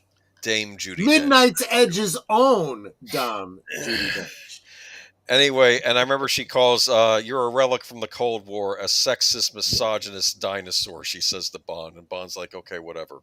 Guess I wasn't wrong. The woke was starting. Famke Janssen. Famke Janssen. As a femme fatale. I guess so. she will kill you and get off on it anyway, but... And you will too. I mean, if you gotta go. Look, I know this is an unpopular opinion, but I don't give a crap. I mean, how many times have I come up with an unpopular opinion? But I just think Famke Janssen in this movie was done a disservice. I think she ends up looking like a scare clown most of the time. I don't think she really looks all that alluring. No, you're not wrong. I guess I'm basing my opinion of Famke Janssen. She is a henchwoman. She practically looks like a psycho mime. Like she's. No, you're kind of right. Yeah. Anyway, well, she's the villain. She's a villain. She's the henchwoman. Instead of a henchman in this movie, you have a henchwoman. And there's our love interest. I forget her name, but the two Russian ladies in this film, or at least they're supposed to be. And then there's the psychologist lady in the driving sequence at the beginning, but she doesn't last long, or at least not in the film. She doesn't get killed. And then we have Alan Cummings as a Russian hacker that keeps calling everybody slugheads. Crickets. Okay. Anyway, wait, that guy looks familiar. It's Alan Cumming. Alan Cumming. Oh, right. Yes. Everyone's doing these wonderful fake Russian accents, or at least he is. Yeah. There's another scene. Dude, I'm sorry. She kind of looks pretty good in this scene, and that's the scene we're talking about. So, there are two scenes where she tries breaking him with her legs. Yes. True. And yeah, I don't know. And of course, we learn later on that the main villain of this movie is 006, wanting revenge on England. Right? Yes. Okay, it's fine. His training went bad, I guess. Yeah, well, it turns out his parents were... I think they were Germans that the Brits handed over to we're going to hand over to the Russians, but then his dad killed him, or himself and his mom, and they thought, well, he was too young to remember. No, he remembered, and he was, because basically it was at the end of World War II they were going to hand over people to the Russians, I think, or maybe it was Brits that were working with the other side. I forget. I forget the full story, but.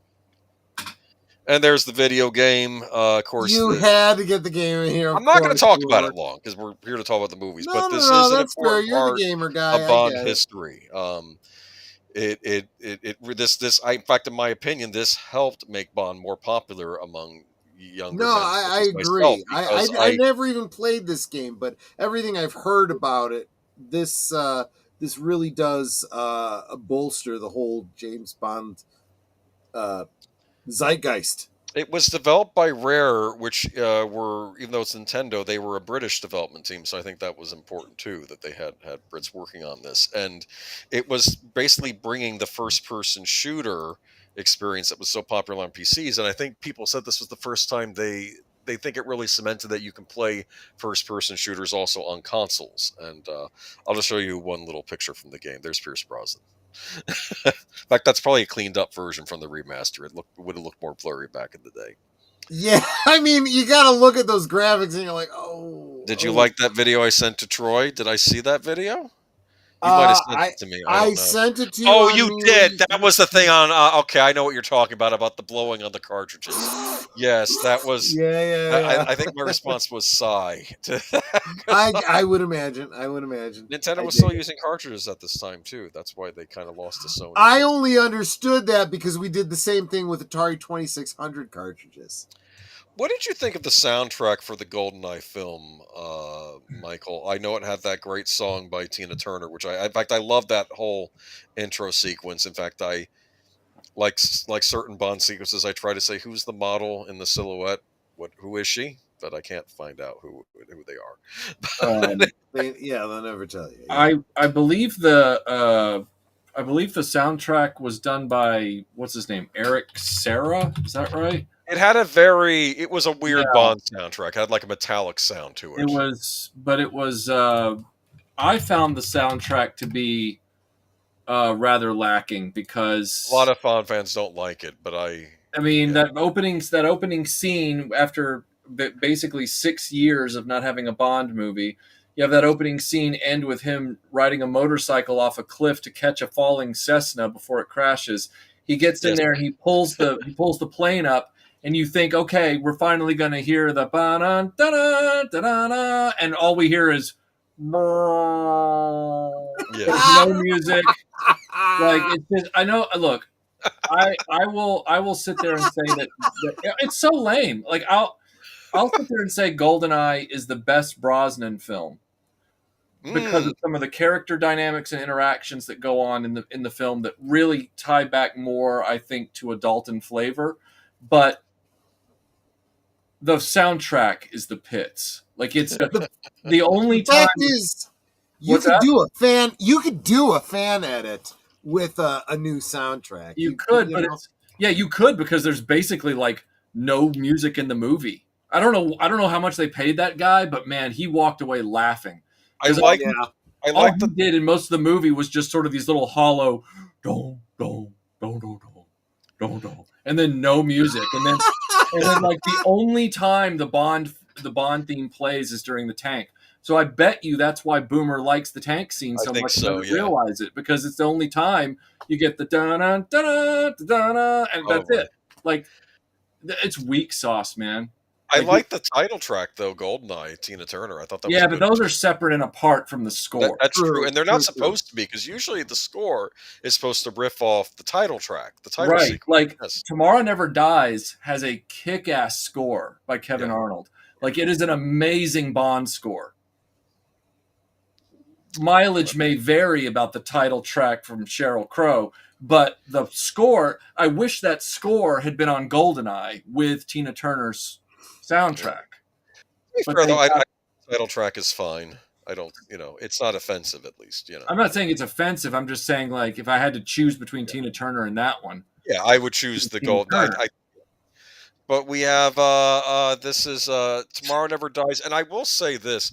I did appreciate the fact that back in the 90s, they were still on a 2-year release schedule. So, GoldenEye comes out in 95, then we get a fall release of Tomorrow Never Dies. And this was my first Bond movie I saw in a theater, was Tomorrow Never Dies. And this was a fun experience. Was it a bit lacking in some areas? Sure. I think all the Brosnan era ones are, because I think I don't want to say they're playing it safe. Like I kept saying, why aren't they building to something like the old Connerys did with Spectre? And I'm not even saying it had to be Spectre again. It could have been something else, but instead they're all these one-offs. But I didn't realize also at the time that they didn't have the rights to use Blofeld or Spectre anymore. This was kind of hidden behind the scenes. They lost the rights to those characters. So as a side note, I talked about this on one of my weekly shows this week.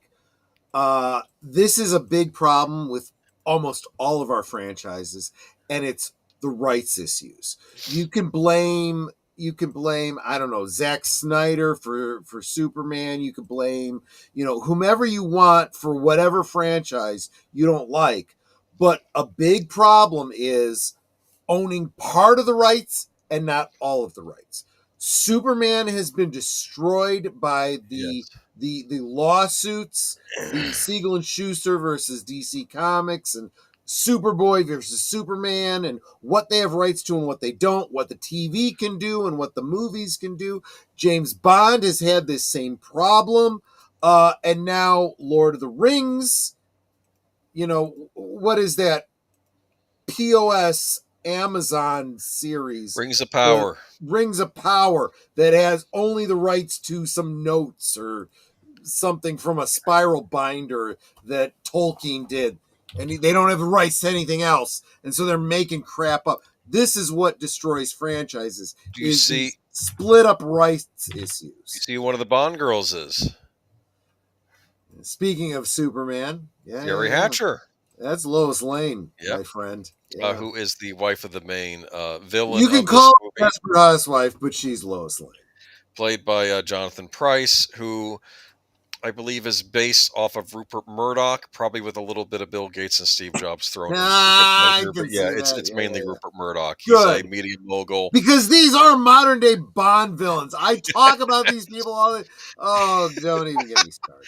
He owns a newspaper. He wants to start a war to sell newspapers. I think that's what the plot is, right? He wants to start a war between the United States and China, I think. And yes. Or is it England and China? Ridiculous idea. Today it's like, that's pretty much the way the world works. It might be Great Britain and China, actually, he's trying to start the war with, And so, of course, the Chinese send their own spy, played by Michelle Yeoh. Michelle Yeoh. And she teams up with Bond in this movie. So, and I think it's interesting she's in this. They were planning a spin-off for her. No. You're thinking of a different character.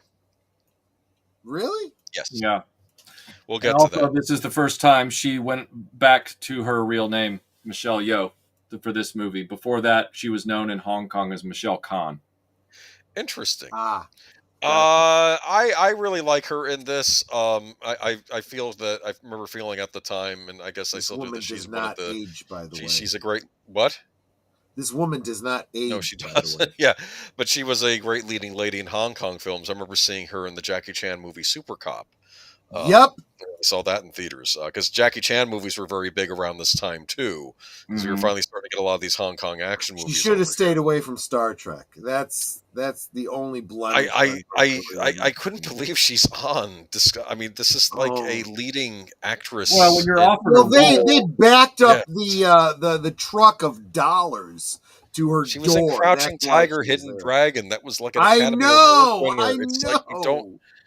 Anyway, so what was that one she won the Oscar for? The one with the sausage fingers. What was that? The one Everywhere All at Once. The one where Short Round won the Oscar too. Yes. Yeah, Everything Everywhere. Deservedly so, by the way. Yeah, Everything Everywhere All at Once.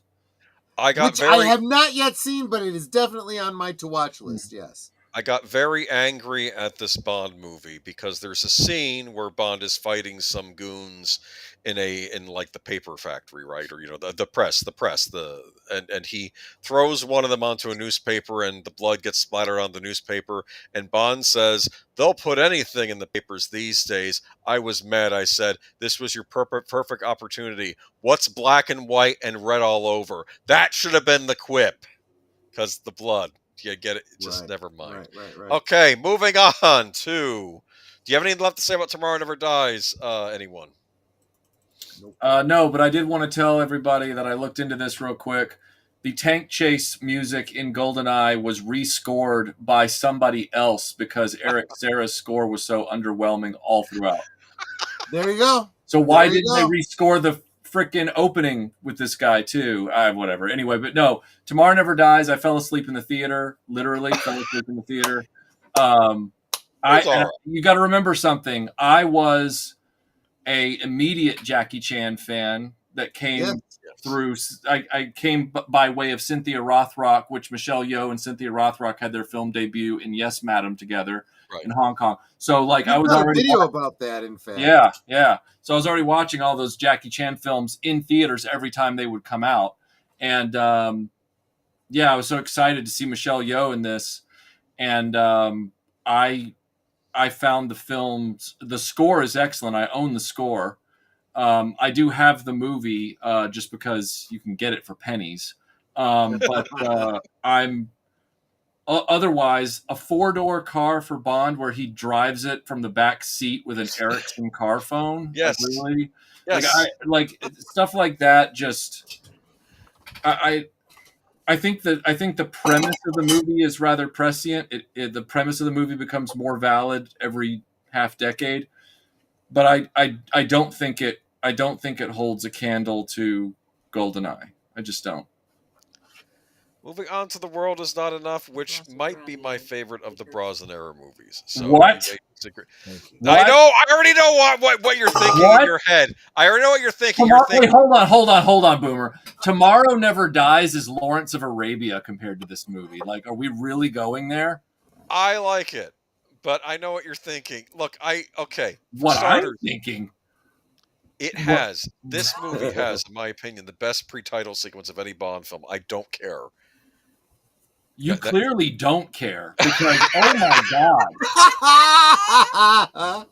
It starts out with him getting money from a Swiss banker, and then an assassin kills the Swiss banker, but he gets the money back, brings it back to MI6. And what's neat about this is you get to see Bond kind of in his own element, just what he does when he's not on mission. And but there's a bomb in the money. It blows up some important British muckety-muck that's good friends with M, and Bond goes on a chase after the assassin all through London on this boat, and there's shooting, and there's explosions, and it's all in London. I find that fascinating. And then he catches up with the beautiful assassin lady, and she's trying to escape on the helicopter, and he finally grabs on. And she's like, don't. And she's pointing the gun up at the helium in the balloon. She's like, don't blow us up. And she goes. And she goes, I'll protect you. And she says, not from him. And then she blows up the whole balloon, and he gets thrown down, and like his arm gets damaged as he slides down. And wait a minute, she shoots a helium balloon and it blows up. That or whatever they were using, hydrogen maybe. Okay, whatever. Boomer, you've glossed over something rather important. Yes. Tell the audience what happens when the boat goes underwater. He straightens his tie. Yeah, he does, doesn't he? Love it. You don't think that's funny. You think that's a Roger Moore thing, don't you? It's literally a Roger Moore thing. I like the fact that this is an experimental boat, and Q yells at him, "It's not finished yet!" And when he takes it out. Real quick, I did want to mention, I may not have seen all of these James Bond films, but I have all of these James Bond films. Well, there eventually, you go. I will probably get around to watching every single one of them. That's my custom covers. Wait. So are you doing a show, Troy, where you haven't watched the material that we're all commenting on? If I haven't, see, it's some of these movies I said I didn't see, and then as we're talking about them, I'm going, oh, wait, that sounds familiar. Look, all I remember is this, Michael. I remember this was after the summer of the Phantom Menace and all these other disappointments, and I'm like, I get to go around Christmas time and watch a halfway decent Bond film. Now, I don't know. Let me explain for Michael's benefit. You don't like this movie. I'm not talking about... This is the same thing that happens. This is what happens, everybody, when you raise a generation on Mighty Morphin Power Rangers. I did not watch Mighty Morphin Power Rangers. Do not bury yourself further, Boomer. You better align with millennials right now. Otherwise, it's going to look worse. No, seriously. Okay. You have Sophie Marceau as Electra King. Okay, wait. Hold on a second, guys. Yes. I do want to point out that we just got off of, I don't know, how many weeks was it, Boomer? Like 3-4 weeks we were talking about Doctor Who.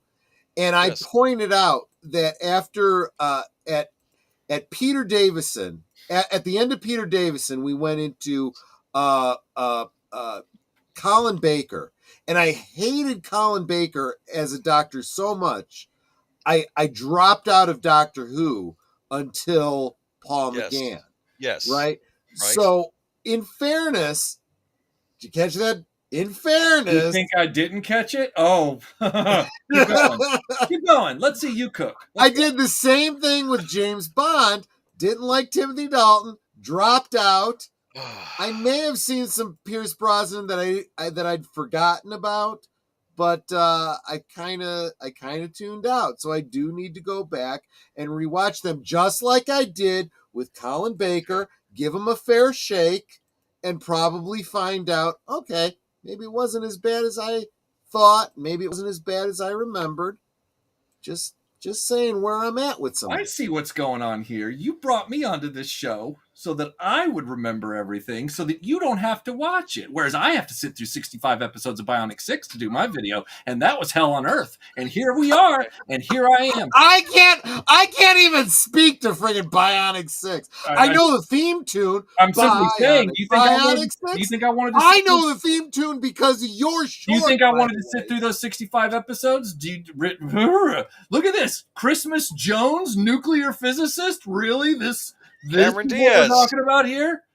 Dude, Denise Richards, not Cameron Diaz. Denise Richards. People, if you're not following RetroBlasting, you're missing all the stuff he's talking about. He's put in Robert the effort. Carlyle. Everybody, listen. Robert Carlyle in this movie is a villain who feels no pain until Bond has to beat him up in a submarine at the end, and then suddenly he feels pain. This movie is BS personified. I liked it. You've made that loud and clear, and you've also admitted that you're older than millennials, which means you have even less excuse. He has a bullet lodged in his skull. That's you have a bullet lodged. By the time you get through this movie, I think you want a bullet lodged. Look, I like the twist that Bond has to rescue M in this movie. That the villains kidnapped M. He has to rescue M. Yeah, okay. Denise Richards, maybe not convincing as a nuclear physicist, but she would have been convincing as a nuclear physicist if they'd put her in nuclear physicist clothes and given her actual lines and stuff like so many other Bond characters over the years. They put her in Lara Croft outfit and said, "Yes, that's why I thought you would like this. This is almost no, because they didn't make her an archaeologist person. Post-Cold War spy genre thing that you did a whole stream on once, and I think that this movie it's kind of like a best of all that, don't you think? I think it's amazing to watch you dig your own grave on this. I think you are digging so fast. It's amazing. Final movie with Q. Final movie with Q. This right here is like watching someone say that an Andy Sedaris film is a great Bond movie. Like that's where we are. This is like, Dallas Connection or, Hard Ticket to Hawaii level grade spy movie action crap. Like, why don't we just get a few you know what?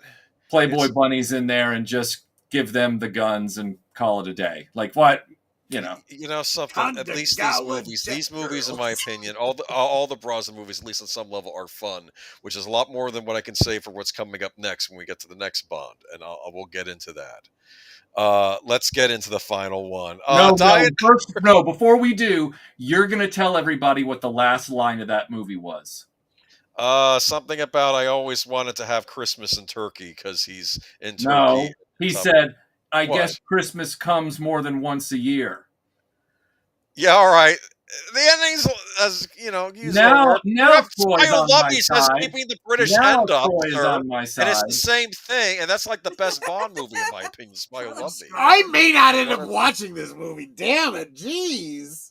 Anyway, we'll get through Brosnan soon enough. All right, Philistine, because I like to this. You know something. We have this exotic is why I locales. bring RetroBlasting on, so Sophie he and Marceau, Andrew Boomer can fight, and I just sit and laugh and drink. You weren't there at the time, man. You could actually go to you weren't there. You buddies, don't know. not break you the don't bank, know, man. and go see a high budget Bond movie during the holidays, and things were fun back in the 90s before everything got miserable. Isn't it weird that I also saw these movies in the theater and lived through those and saw a lot of good movies, and I just didn't. You didn't like. You didn't like experience with this one. I like It's it. almost like you thought you were there in that era alone, and you're educating the rest of us. And it's like, but I know that you've played fast and loose with how old you are over the years on this show, and it's like, but I mean, like we've all kind of pinned down. You're not really a millennial, but you act like I'm one, not a but you're millennial, not, dude. I'm but, not a millennial. Stop it. like, I mean, did you watch Lee Majors fight Bigfoot, or did you like where are No, you I was. in this whole thing? Okay. What my earliest memories on TV? I remember This MacGyver is where on we TV. run into problems because Boomer is younger than I'm I a young Gen X. All right. Yeah. Gen X goes up to 80, dude. Yeah. All right, I'm just saying. Have you seen those 80 Gen Xers? Because my brother's one, and it's like I don't know. I don't care. That's where the cutoff is. Anyway. That's because they're desperate to not be called millennials. That's why. I am not saying that look, I'm not going to say that the Brosnan movies are these masterpieces. I'm saying that I enjoyed them for what they are. They ran out of material from the books at this point. They Let don't me have ask any you a more question. books This is a very simple question. Do you like and gravitate toward characters that are based on animals? I don't understand the question. Are you talking about My Little Pony? No, I'm talking about Ninja Turtles. Yes, I like Ninja Turtles. Do you like Thundercats? I never really got into the Thundercats. Oh, but you would if it'd be like crack rock for you if you. No, I knew of it at the time. I didn't get into a lot of American cartoons except for like Real Ghostbusters and Biker Mice from Mars, Street Sharks. Didn't watch those. I do like. I will swear by Ninja Turtles because I have a sense of humor and I like the Ninja Turtles. Yes. I'm not saying Ninja Turtles suck. I'm saying it's a defining moment. Batman '89, is that one of yours too? I like Batman '89. Yes. Oh yeah. There we go. Yeah. There we go. Yeah, you're bought 80, the toys. You're like it's bought the toys. You're at the end of the Oregon Trail, my friend. You might die of dysentery. I'm just saying. Like, you know something. I didn't play Oregon Trail though. I knew kids that did. Yes. Batman Resurrection will rekindle your love for Batman 89. I don't hate Batman 89. I'm saying it's a defining benchmark to try and get us to figure out where Boomer's headspace is. I saw Batman 89 in the theaters. Right. You would have. I got the game on NES too. Right. The NES game? Yes. Why would I deny that? We've just established that. This is where it leads to Christmas Jones being a legitimate Bond girl for you. Okay. He is a bad Bond girl, I'll admit this, but I like the rest of the movie. I like the I'm going to ask you, Michael, Spanish, please be nice to I am being nice to Boomer. I am, but I don't care if you beat up on Boomer. I'm going to ask you to be nice to Joe's Atmosphere, who says the opening where we see Bond actually caught Halle Berry's tribute to Ursula Andress. Well, we're getting there now. Now we're on Die Another Day. At the Three Fencing Club, we're the only good things. So don't beat him up too much. He did drop $5 to be able to say that. So just let's move on to Die Another Day. No, but beat the hell out of Boomer. He deserves it. Well, because Boomer realizes he's dying every day right now on this show. But anyway, let's go ahead. I like Brosnan era Bond movies, and I know they're not perfect. I don't care. You have did you like Tomb Raider: Cradle of Life?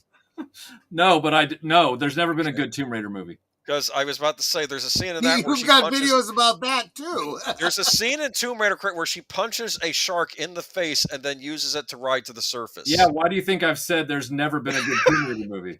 But anyway, here we go. Did you really think for a minute I was going to be like, oh yeah, that's a good movie? Did you really think that?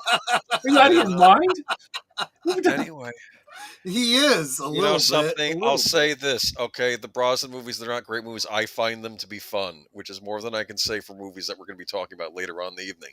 Here we go. We have Halle Berry as, I believe, the super sexy American secret agent Minx. Jinx, my mistake. It's been a while. Anyway, handled by Michael Madsen. And her handler was Michael Madsen. I guess that was the American version of M. They were actually going to try doing a spin-off series with her character. So I guess it would be in the Bond universe, but it'd be about what the American agents were doing. And she would be like the American version of equivalent of like a James Bond. Unfortunately, Catwoman came out and destroyed that prospect because that movie did horribly. And then they realized they got too scared to put her in a leading role at that point. And if I can take this opportunity to say, when will Hollywood figure out when you F with canon, you lose the fans, and that is the perfect way to destroy your box office? Just saying. Movie begins with North Korea. In North Korea, here's one of our main, well, the villain at the beginning of the thing, at least. I did like how one of his henchmen, Bond shows up undercover as some diamond merchant, but then the guy, or diamond smuggler, then one of his henchmen looks it up and says, "Oh, this guy is James Bond. He's a British assassin." I always appreciated the fact that, you know, from the other perspective of other countries, Bond is seen as an assassin. I know in Japan they didn't necessarily see Bond as like a heroic type. I think they would just, you know, this is an assassin. That's why Gogol 13 ended up coming out.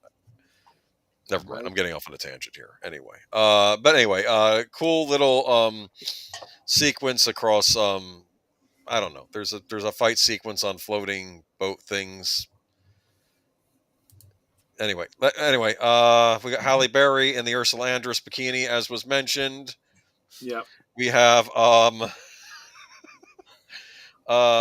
there's Rosamund Pike as Agent Frost, I think, working for M, but she's really working for the villainous Gustav Graves, who was really the Korean guy at the beginning of the movie, who got a race change in Cuba due to genetic manipulation. There's he has a super satellite in the air because why not? And he's going to destroy South Korea with it because he's really a Korean underneath being an English gentleman villain. That's the henchman who got diamonds stuck in his face, and also Bond interrupted his Korean to Englishman transformation in Cuba. There's an ice palace. Definitely did not see ice this palace movie. And an avalanche, and then Pierce Brosnan, he snowboards against CGI snow, and oh no. He also has an invisible car. Yeah, okay, yes, okay, we're going too far. Anyway, so your thoughts on this movie, Michael? Did you know, everyone, that a 747 can fly through a literal laser blast Death Star ray from space, just right through it, and just keep going? After 4 of its engines blow up, and it's just like, whatever. Did you know that you can actually have an invisible Aston Martin that can slide around on a big ice flow in the middle of God knows where to fight a Jaguar XR with a rocket launcher on the back? Like, that's. I actually have this movie. I have not watched it. I have no desire now to watch it. You know what? I don't hate this movie. You know what? After our recent conversation a few minutes ago, I ain't surprised. Weird. You know what? I remember some guy in a review pointed out, and I actually thought it was good. This was like the first time we saw in a Brosnan movie where Pierce Brosnan and his villain antagonist actually looked like they had some real hatred toward each other in the fight scenes. I am no longer taking any crap from either of you about the holiday special. Done. Me? What did I do? Come on, you act like I come on your show and I'm like, the greatest movie of all time is Sheena. Okay. Are the Bond women better in this movie? Hey, are you disparaging that film? Are the Bond girls better this time around? Well, okay, I like Tanya Robert. You have Halle Berry and Rosamund Pike. I'm just being real. Okay, fair. Madonna shows up at some point. Yeah, Madonna shows up to be. Wait, who is this? That's Rosamund Pike, English actress. She's most recently been in Saltburn. Okay. I don't even know what that is. Okay, you've probably seen her in movies before. Yes. She's been in movies. She's an actress. Yes. She's been in movies. Remember, he was in that movie you saw, Troy. That Edgar Wright movie. What was it? At the World's End or whatever, about the aliens and the pubs, the pub crawl. She was. Oh, I definitely saw that, but I don't remember. She's in that. She's like the love interest for the guy that played the Hobbit. Wasn't she in a thriller where she played like a double role or something like that? Never mind. I'll figure it out when I sober up. Oh wait, no, you're thinking Gone Girl. She's in Gone Girl. Gone Girl, yeah. Was she in Gone Girl? Okay. Yes. Okay. She's the terrifying movie. Anyway, point is though, look, I'm not saying the. I'll just watch Gone Girl again. I don't need to watch this James Bond film. I am not see that. Yeah, you want to be terrified instead of just rolling with yes. Listen to me. At Instead least of just sitting here going, wait, what? I find the Pierce Brosnan era to be fun. At least I find these movies fun. And now we have to get into another This Bond is why they era. give you popcorn in the movie theater, so you have something to do when you're like. Here we go. distracted. Casino Royale. Okay, I like this movie. It started out great. Okay. Great. This reboot, and let's be clear, this is a reboot. Uh-huh. Started out well. It's a reboot. It's a reboot with the new M from GoldenEye. Which I makes know. no sense. That's the other thing. It's like makes it's no kind sense. of a sequel, but it's not a sequel. I don't get it. This is again why people think, oh, it's just a code name. No, it's not a code name. No, I forgot. That's what's his name? Mads Mikkelsen. Mads Mikkelsen's in this. Yeah. Yeah, he's Lashif in this. I have read the book. I kept meaning to rewatch this movie before we did the stream because I Let's face it, this is better than the original Casino Royale. Anything would be. I knew I would get Boomer on that one. At any rate, I mean, I like the original. Fine. I thought it was funny. I thought it was funny. It was Austin Powers before Austin Powers. I don't know. I mean, the book is good as an introduction to Bond as a character, but it's a lot of him at the table. We have Ava Green. Yes, we do. Yes, beautiful woman. Yes. Nothing bad to say about Ava Green. I didn't ever realize she was French until later on, and then I realized, she says as a French actress, she can do an English accent is a lot easier to do than an American accent coming from French, which I always thought was interesting. Vesper Lind. And there's Daniel Craig as Bond. Coming into this new era, how did we feel about Daniel Craig? In fact, Michael, you've been rather quiet. How do you feel about this movie? I think just as Bond, as a franchise, tried to take a few mild pointers from Indiana Jones at the height of its success, this series was rebooted heavily on the success of the Bourne franchise, and they wanted Bond to be more of a very, very troubled, broken, but unstoppable, blunt instrument of MI6 global terror. The fact is, though, if that's the story you want to tell, this is probably the way to tell it. This is less actual book Casino Royale and more On Her Majesty's Secret Service. This is what I said when I saw it. I'm like, I saw so much of the things that I liked about On Her Majesty's Secret Service in this film that I was positive at the end of this movie, hoping that this would. I would argue though there's more Dalton Bond in this retelling than anything else. The guy that doesn't like his job, but it's what he's good at.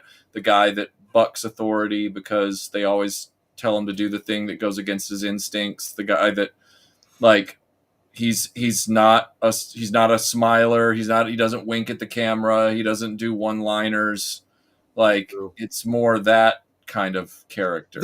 You almost have to respect the concept of verisimilitude in that regard, that he doesn't do the wink and the nod. I do. That's what I'm saying. Right.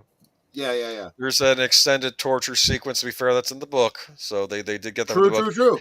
I feel there's not a lot of humor in this Bond era. And to be fair, Casino Royale in the book, there's not a ton of humor, but there's humor in how he observes the world around him, like when he's commenting on the different people playing the, I forgot what it was in the book. Was it Baccarat? I think they made it Texas Hold'em poker in this version. But I don't know. And of course, I keep thinking this is going to lead into something else, because in the book, Lashif's work is trying to get money back because he lost money, Smirsh's money, so he has to earn it back by gambling. So that's the whole plot line. He has to beat Lashif at the thing, so Lashif might have to turn himself over, I think, to the British authorities. Otherwise, the Smirsh is going to kill him for losing all the money. I believe that was the plot of the book. And I think there's something similar. We don't know who he's working for in this. It's obviously not Smersh because it was a Pacelli era at this point. I do have to appreciate what Mark did, because Mark Daly is kind of commenting to what you're getting at. If you ignore the years this is set, the first 3 Craig movies play as an origin story for everything before. But that way lies madness, Mark. Don't do it. The Craig is absolutely a reboot. Do not try to put them together. It's not worth it. Feel that, and this was my patience with Daniel Craig, because I thought, at least in the beginning, I think he's a good actor. This is a different Bond, but I'm going to be on board with this. Yeah. I feel that Bond is trying to get over a hump, or he's trying to. We're not there yet to where we are supposed to see him later on. These are origin stories, or at least early on in his career. You even see his first 2 kills at the beginning of the movie in that black and white sequence. We're not getting the tunnel vision thing with the gun barrel in the beginning. We don't see those yet. I figure these are origin point. This is him getting to where he's supposed to be later on. Go ahead. Yeah, I was going to say, going back to what Mark has said, that absolutely is true. That's why I say this is absolutely a reboot. And if you're going to reboot, you go back and do your origin story, and that's what this is intended to be. So that was fine. I could get behind this, and I was like, okay, let's see where this goes. And I liked this first movie. We have Vesper Lynd. I feel Vesper Lynd throughout this whole series, she's carried on too much. In the original book, when he finds out about her whole thing about the fiance and the organization keeping her fiance or her husband, whatever, I don't know, he actually is rather cold about it. I think he sees her as a traitor. Though he does, oddly enough, mention her in the book Goldfinger again, because he thinks he died and the woman with him died. He says, I guess I'll have to introduce her to, I guess I'm in the afterlife, I'll have to introduce her to Vesper, because they were both, it was a joke. Never mind. Michael, have you read all of these stories? I don't think we asked you that. I have not read them, no. Well, to be fair, I've only gotten around to reading them in the past couple of years, so it's right. And I'm just starting down that. And to be fair, we kind of have to judge the movies on their own merits, just like you judge the books on their own merit too. No, I'm not disputing that. I was just curious. We're basically judging now. We're in a new Bond era. This is a full-on reboot. This is not continuing the Brosnan era. This is not continuing that Bond, which some people might be happy about. But we have the sequel, Quantum of Solace. Oh boy.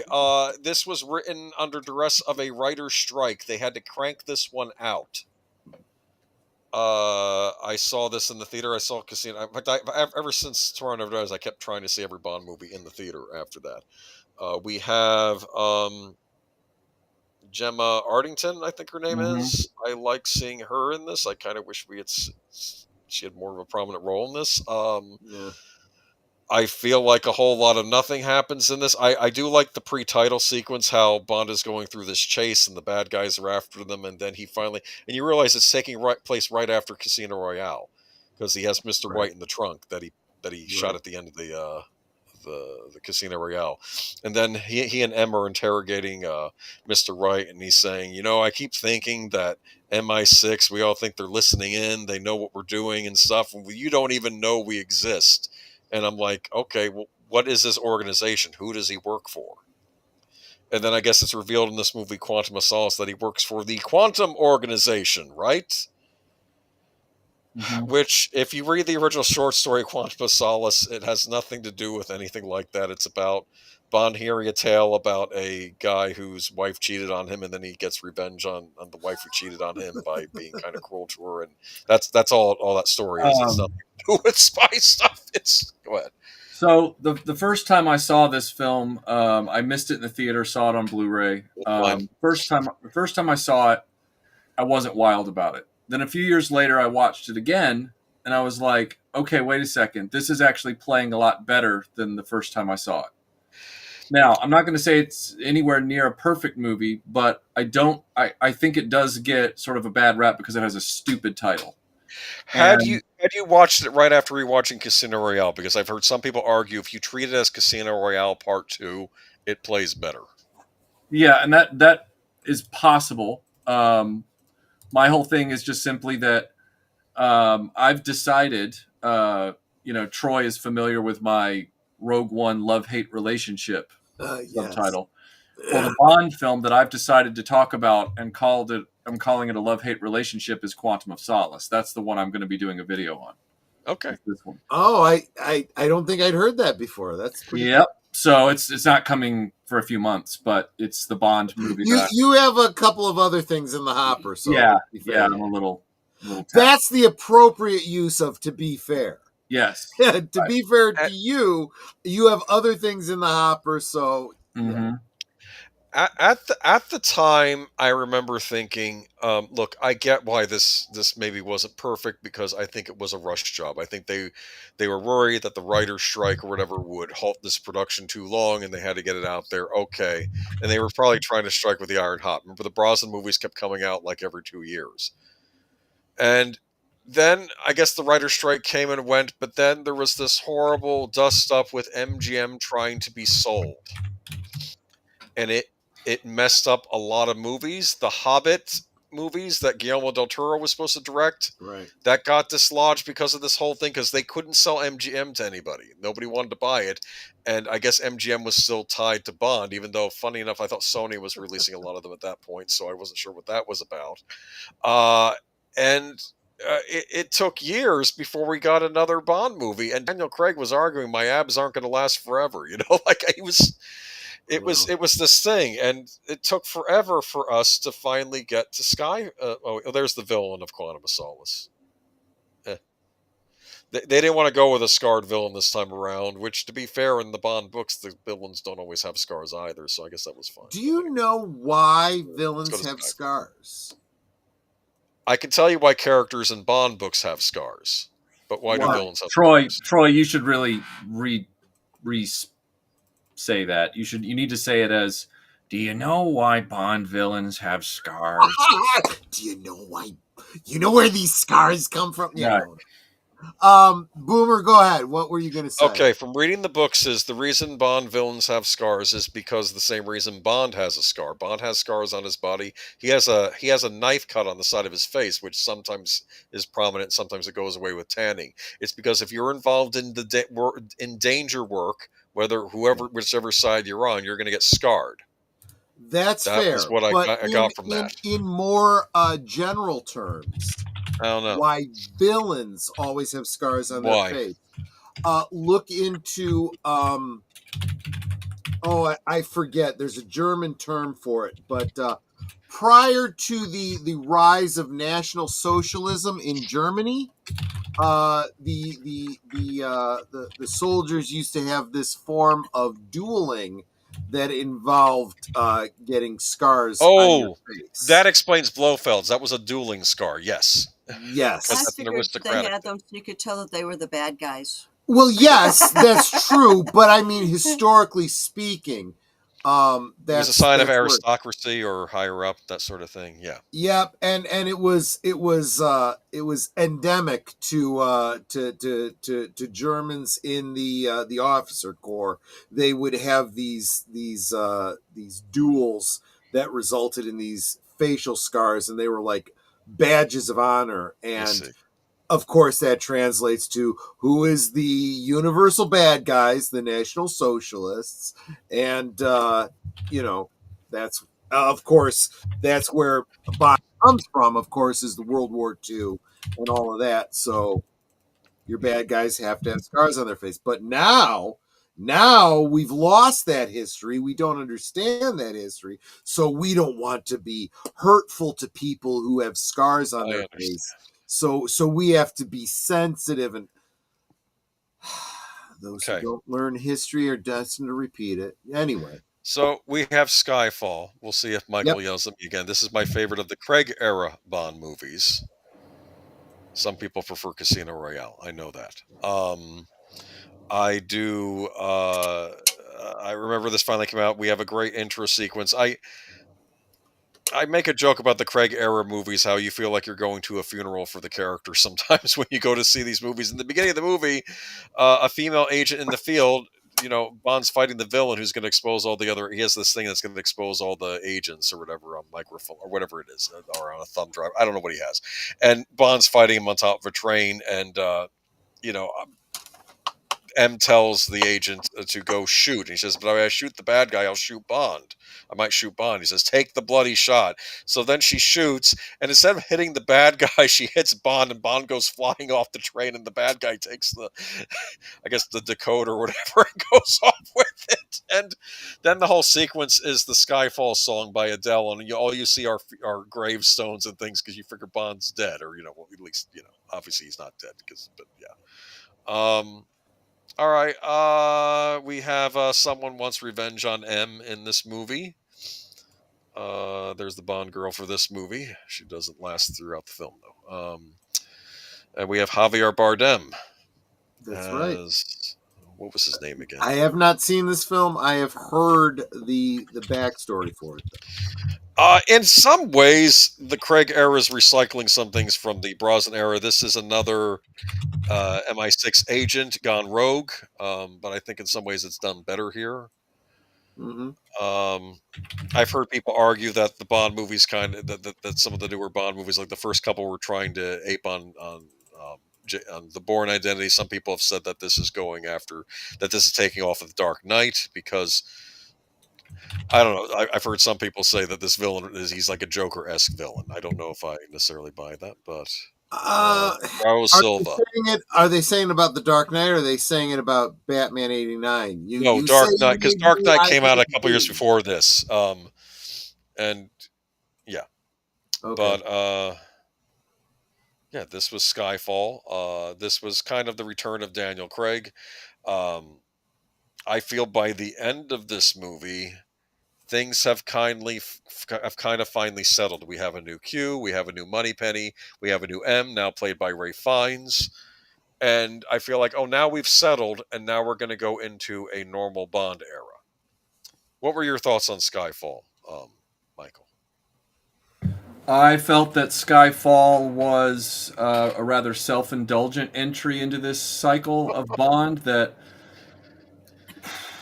really was just extending out the whole, will he or won't he be with MI6 and help M? Right. Or will he continue to be a thorn in her side? They just keep kicking that can down the road from Casino Royale forward, and it was like, yes. And then it just really turned into a, protect the villager kind of movie where it was, protect the, not the hostage, protect the target kind of film. Yeah. I have. Gosh, no, I've heard criticism by the end sequence saying it's very un-Bond-like, the whole thing with them hiding out in the house and whatnot. Go ahead, sorry. I had only seen the first Daniel Craig film, but from what I'm hearing you guys say, it almost sounds like they needed to crap or get off the pot kind of a plot. But I think I excuse because I felt at the end of this movie he's finally gotten off the pot. I was wrong. Okay. But we'll get to that in a minute. Okay, fair enough. But I like Javier Bardem in this. I think he's a good villain. I mean, I like him as an actor in general. But I was going to say I like Javier Bardem. Did you feel he was playing a Joker-esque character in this, Michael? Is that what they were kind of pulling from? I mean, maybe. I don't know. But I mean, there's so many eccentric Bond villains over the years to pull from as well. I mean, it's like Bond villains almost have an obligation to be like, these almost like Adam West Batman villains at this point. So it's over the top. Yeah. I like his speech about the rats on the island his grandmother owned and about how they got rid of I don't know. I thought it was interesting. Anyway. Am I from what I heard about this movie, and maybe this is a major huge spoiler, but isn't his whole thing he's got friggin' mommy issues? Oh, well, yeah. It goes from what Ian Fleming said about M, like even back in World War II, he says, "Oh, M, I always call M mother or something, even if it was a guy, But right. Anyway, well, that's what M stood for, I thought. Anyway, oh boy, Spectre. No. Let's go. This basically explains this entire movie to me. Clockwork Orange. I love that movie. Forget it. No, this movie for me, this was torture. I absolutely hated Spectre. I was originally I was originally worried when I heard that they had titled the movie, but they didn't have a screenplay yet. Okay, so I guess it's going to involve Spectre, maybe Blofeld. Now we're finally bringing Blofeld into the mix. In defense, I think they picked the best actor they could have gotten for Blofeld currently, which was Christoph Waltz. I like him as Blofeld. The original Roadhouse was a good movie. Don't Let's not even. get us started on Roadhouse, please. Roadhouse is an Oh. awesome film. I love that film. Yeah. I hate Spectre. I just did, and I like think this actor though. I think at the time I said, okay, well, this is a bad Bond film. We've had bad Bond films before. We had View to a Kill. We've had he's a good actor. I liked him in Alita. I liked him in yes. Inglourious Bastards. I don't like him in this.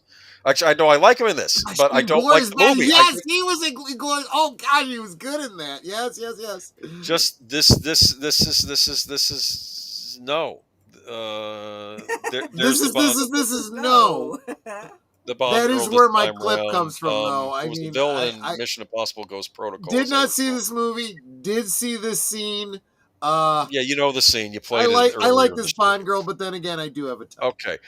At this point, after I saw this movie, I said, "Why is it every time I see these Craig movies, I feel like I'm going to a funeral for the character, or that the character has to be tortured and pay for his sin?" Spoilers, all this man! other You haven't even nonsense. gotten to that yet. I don't. I did not like this, and then I thought, well, at least it ends. He gets in the Aston Martin, he has the girl, and I'm assuming this is going to be Daniel Craig's final outing as Bond. I didn't like the movie, but I thought, okay, Bond will live on. We'll get a new actor. We'll move on. Start a new era. Fine.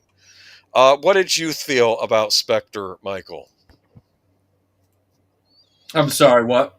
How did you feel about the movie Spectre? Did you see it? No, I heard what you said. I just really didn't want to even talk about this. No, I'm going to say this. Does this image here basically is this how you felt in the audience while watching this? This is how he watched the movie. Yes. Is this the one with the terrible Ed Sheeran? The song, worst Bond song. You're thinking of the song, right? Yeah. Yeah. The worst Bond song ever. Worst Bond song of all time. Horrible. All time. And on top of that, shame. I like Ed Sheeran usually. What? Okay, well, okay. I've only ever heard one Ed Sheeran song, and I can't tell you what the name of it is. I can't speak to his other songs. I know this one is terrible. I hated it. I hated this song. And it's not that you can't have great male singers, and I mean, the title song for Casino Royale is fine. I like that one. I just no. This is no. The guy unironically has a lion tattooed on his chest. And honestly, I cannot remember. I don't know any songs from any of the Daniel Craig films. Any of them. None of them do I know. Okay. This is the triumphant return of Blofeld. And, of course, everything's tied to Spectre now. Now we have the introduction of Spectre. After all this time, we have Batista as a henchman, as I recall. I just, no. I can't think of anything positive to say about this movie. I've tried... No, don't even get me started. Deleted. The Oscars mean nothing. The Oscars now, AI generated scripts are going to be up for Oscars going forward. Wait. Was Sam Smith the singer or the writer? Who was Sam Smith? I have no idea. It was right. The song is by Sam Smith. Oh, so wait a second. I thought Ed Sheeran did one of those themes. Maybe I'm wrong. Either way, okay, let's say it's Sam Smith. Sam Smith has the worst Bond theme of all time. And Ed Sheeran is still a weirdo with a lion tattoo on his chest. So there's that. Yeah, I don't like scenes of Bond getting tortured. Possibly. I excuse it in Casino Royale because it's from the book, so they had to keep it in there. But I don't like scenes of Bond getting tortured. I like him kicking ass. I don't like this nonsense. I don't know. That's a great point, actually. No, And of course, then we find out the guy from the last. Oh, it's all Spectre. Mr. White worked for Spectre. Lashif worked for Spectre. What's his name? Bardem's character for the last. He worked for Spectre, and it's all. Just no, like they're trying to tie them all together now, and I'm just. Okay. By the way, I want to just say real quick hi to Darth Plato. Yes, you don't care for the Quantum of Solace song either. Fair enough. All right. No Time to Die. Apparently there was a time to die, and they picked it, and they made this movie. And this was the movie, yeah. I It's probably the worst know. title for a James Bond movie. I know there's been arguments online which is worse, this or Spectre. I think this is worse because it's longer for starters, so that doesn't help it. It had a very indulgent opening sequence that doesn't even start with Bond doing anything. This thing was already on the back foot with me when they cast that guy as the villain. Well, I mean, you don't like Freddie Mercury? I do not like Remy Malek. We are the champions. I do not like him as an actor. I can't stand to watch him on screen. We have Christoph Waltz back as Blofeld. Why not use Blofeld as your villain for this movie, as he is Bond's arch nemesis? Actually, you could have gone back and redone any of the Bond novels. You could have redone Goldfinger. Of course, I hesitate to see what they would have done with that. But I thought the whole point of rebooting the Craig era was that you could actually go back and now redo some of the older novels, maybe make the books true. You think? The movies. The problem is, we have critics these days that pick apart modern films because they're woke. It's not about being woke. It's because people don't know how to write good stories. Whether or not, there's political messaging in it. The pre-title sequence, I think, goes on for like 45 minutes. I could be wrong on that. Am I wrong on that, Michael? I don't remember. It seemed to go on forever. First, it starts out with his wife, because I guess he marries what's her name in this. When the prologue is a quarter of your movie, you've got a problem. No, I don't. Well, no, it's a long movie. It goes on forever. It has Spectre agents convincing Bond his wife is actually a traitor and working for them, and then you have I think Largo is in it from Thunderball because they could bring him back instead of an eye patch. He has a bionic eye, which I don't believe exists in the real world yet. Another movie I still have not watched and probably will not. It's funny because I remember reading in the book, I'm like, oh, Largo, he has an eye patch. Oh, no, in the book he doesn't have an eye patch. He doesn't have any weird scars. Okay. Anyway, Anna de Armas is in this. Hello. I love when she shows up and she's in it for like 2 minutes. She goes to Daniel Craig. So what you're saying is I should probably just go ahead and watch Blade Runner, the sequel there. Yeah, maybe. Fine. Okay. Listen to me. She still haven't seen the Norma Jean film that she did. I got to check that out. I didn't realize she was in that. I know that she sees Daniel Craig's Bond. She's like, take your clothes off. And he's like, oh, shouldn't I buy you dinner first? And he's like, oh, no, I don't mean like that. I mean, getting this special secret agent suit. Because, of course, heaven forbid Bond actually... sleep with the young This is basically another post Me Too movement Bond. Yes, of course it is. Because of course it would be, he's not going to, and that's fine. Let's do James Bond, but not make him James Bond. I feel like he's getting let down by the girls in this film. The Latasha Lynch is another one where it's like, okay,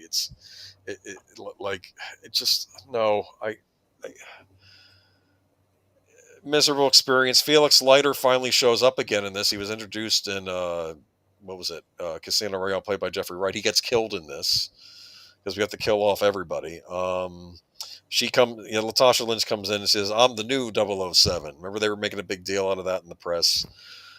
What the heck is this? They made this movie to kill off James Bond in every way. Well, they also killed off Felix in this. Yeah. Yep. Yeah. Kind of unceremonious.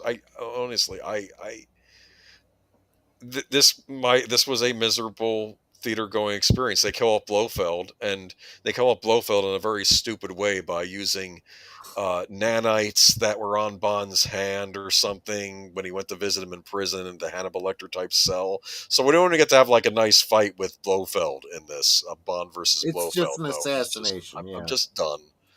And Bond has a daughter, and who talks about like, isn't it sad mosquitoes get killed or something in French? And she's saying this in French. I don't remember. This is just I don't like this picture. I went on a tirade about it on my own stream once. I'm just I did not see this in the theater because I knew it was going to be a disaster. I finally checked it out from my local library because I didn't even want to pay for it. I have talked about it. how sequels can make or break the film that came before it. Well, the film came before it was also bad. Well, but what I'm getting at is I said this about The Force Awakens and what was the one that came after that? Last Jedi. Last Jedi. Force Awakens was on its own meh. So you wait to see what the next movie is. The next movie sucked so badly, it's like, okay, forget it. We're all done here. Well, this movie, from everything I've heard about it, tells me that the Daniel Craig whole era is unnecessary. Forget about it. Basically, yeah. I got it in my collection because I'm a completist, but, forget about it. I don't know. I don't relish talking about this. Actually, it's not like it's Schadenfreude as you've said. I don't. No. I think this was a terrible movie. I think that the director, who I heard was rewriting the screenplay on the fly during shooting. Never a good sign. And it ends with Bond basically getting killed off as he talks to his daughter on the phone. And yet, Bond will return. The only one who had a right to kill off James Bond was Ian Fleming, as far as I'm concerned. Agreed. But because he's the one that created him, Bond is a sole creation of one guy, except for Thunderball. This whole situation with James Bond makes me think of this YouTuber that I really, really like, RetroBlasting, who's talked about Indiana Jones and how Indiana Jones should have been an anthology that just continues. You just do the next story. And they're self-contained, and you don't need a big sweeping arc and character development. Next adventure. That's what James Bond should have been, and they can't do that. Nobody knows how to write that anymore. Flash Gordon should be the same thing. Just Flash Gordon going to the next story, Yes, you have your establishing first story, and that's fine. And then every story after that is next adventure. Especially in this era of streaming, streaming TV-esque things. Just tell your anthology and just keep the story going. No, they can't handle that. Go ahead, Boomer. I also am of the opinion, and people may argue with me on this, but I think Bond actors can age out of the role, and usually when they're too old for the role, the movie is usually terrible. I think Connery, I think Diamonds Are Forever, I think Roger Moore, I think View to a Kill, and certainly by the time we get to these last two Craig era movies, I think he's too old to be playing the part, and I will say, though, at least before Daniel Craig, at least they did have the ability to say, well, time to put in a new Bond for whatever reason, whether it's age, paycheck, whatever reason, and they were at least able to do it. I got kind of angry with Craig, too, behind the scenes, like talking to the press, saying, Bond's basically a misogynist. Bond is not a misogynist. Bond does not hate women. Is he sexist at times, especially in the books? Yes, but he doesn't hate women. That's Again, this goes back to why I like On Her Majesty's Secret Service so much. He fell in love. He got married. Yes. She died. He was incapable of another relationship after that. It was just work for him. underneath underneath all the quote unquote womanizing, there is a man that is really looking for the love of his life. That's really what's going on here. That's what I've seen in that character, and I'm just, I don't know. I feel and you find it once in your life, and when that's gone, you're done. Anyway, this was a travesty. The only thing I can say about it is, well, it's not connected to the other Bond movies, but it just shouldn't exist. Michael, do you have any thoughts on this? I'm talking over you. I'm sorry. You might have some more insight on this. My pull quote for this on the poster would be, "This movie gave me hemorrhoids." Yeah. I knew this was going to be That's bad. the quote, folks. You get clip that one. That sums up the stream, guys. But this Bond gave me hemorrhoids. I mean, I know for a lot of people, like, there used to be a poster for when Star Wars got re-released in theaters, and the poster said 3 reasons they built movie theaters. I think was on the poster, and I think the Bond at the time, I was like, well, here's like 16 reasons they built movie theaters. I mean, Bond was really my favorite movie franchise, and I think the Craig era, especially by the time we get to Spectre, it's actually becoming torturous, and I'm wanting it to kind of get over the hump and now just get to being Bond movies again. And it just got worse, and then we have this horrible ending with Rami Malek as a horrible villain that's uninteresting. See, heroes have to be cool and villains have to be interesting. This is what that's the formula. Everything's going to get so much better now that Amazon is taking over and Jeff Bezos has control of James Bond. It's going to be good now. Well, I guess we can go to the final slide. Yes, because Amazon Studios has. I didn't realize I was doing the transition there.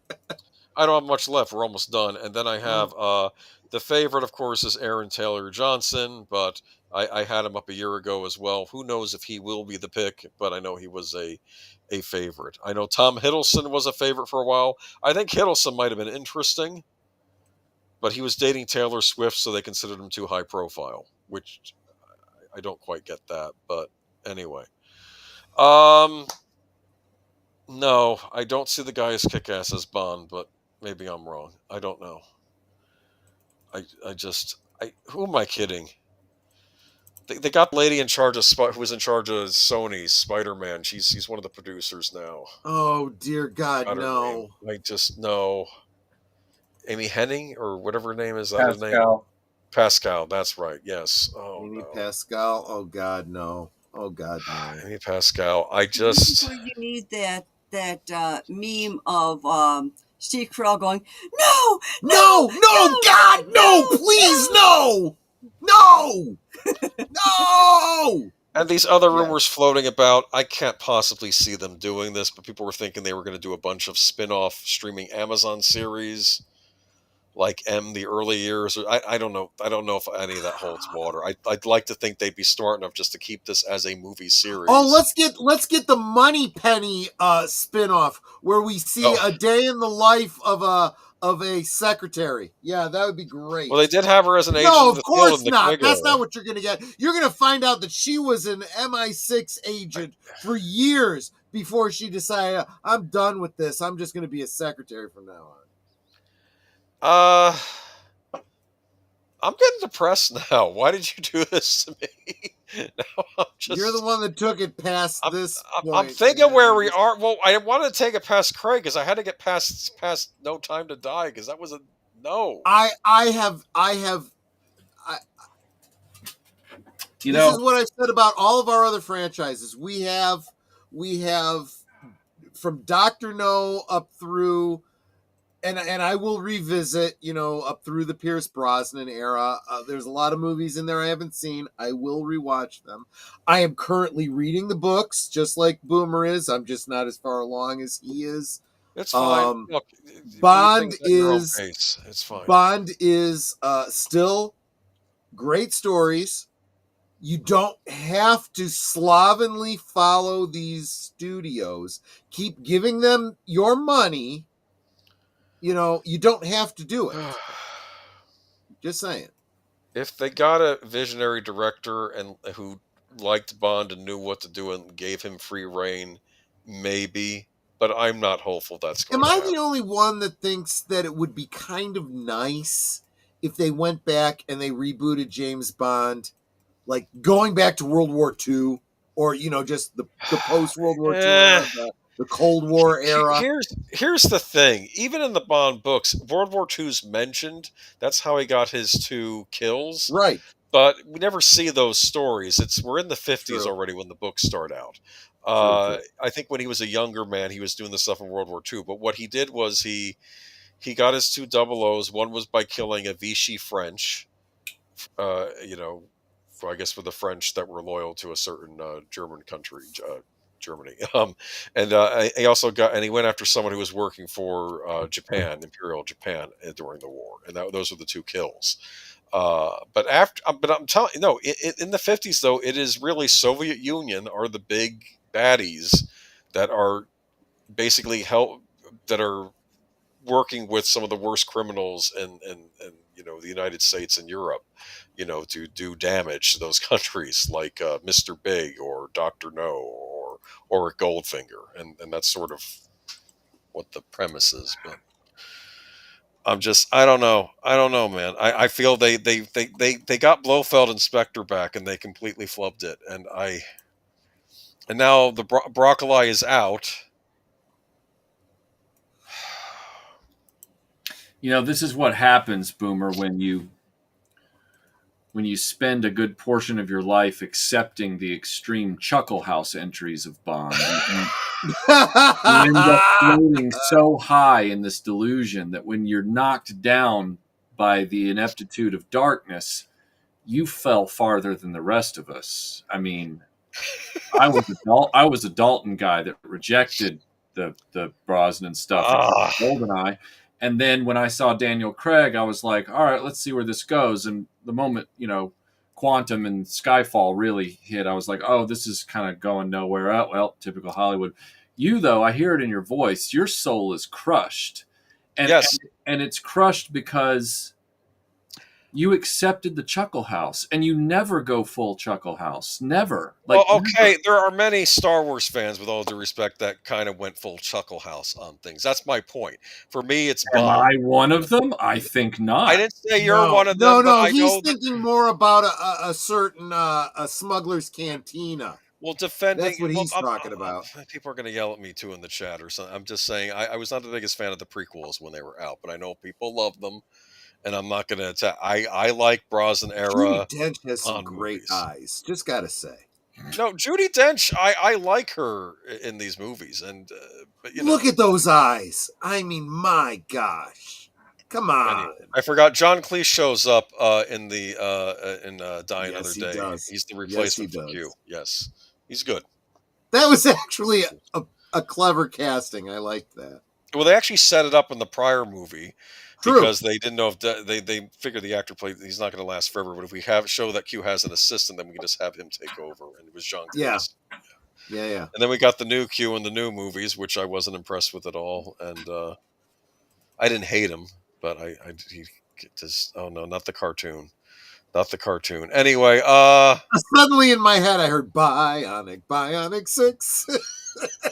There we go. We'll leave it off with Dalton. I'll put a nice picture of Dalton. Benicio del Toro. There you go.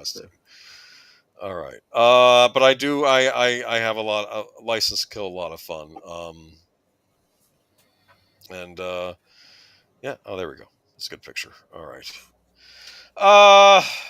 So yeah. But the point is, I don't know, man. I'm just spent, because this was my favorite movie series, and I was a late adopter into it. I'll be honest. I didn't really start until Brosnan, and because of Brosnan, I went back and I watched all of them all the way through again. I remember getting, my sister got me a VHS collection of all the Connery movies in widescreen on VHS, and I watched those. Then when those fancy DVD sets came out, the MGM ones with the cool menus, got those. I even got some of the ones that came out before that, like the weird Spy Who Loved Me that had like a shark floating in the background. A bad, like, little computer animated shark that you could see through the window screen. But and here we are. And we have people in charge of Bond that know nothing of the character, probably don't know who Ian Fleming is, and his contributions to the war effort in World War II, which I feel, who knows, we not for his efforts and people like him, we'd probably be under a different flag right now. And also, people don't realize this too. Ian Fleming actually was a book collector, but he collected early scientific textbooks like Early Discovery, which people thought were worthless, but he realized these had great historical value of like all the great inventions of like the 19th century, the scientific discoveries, and he was seeking out print materials of those, and now these are. Yeah. And he actually preserved a lot of these important historical books about scientific discoveries.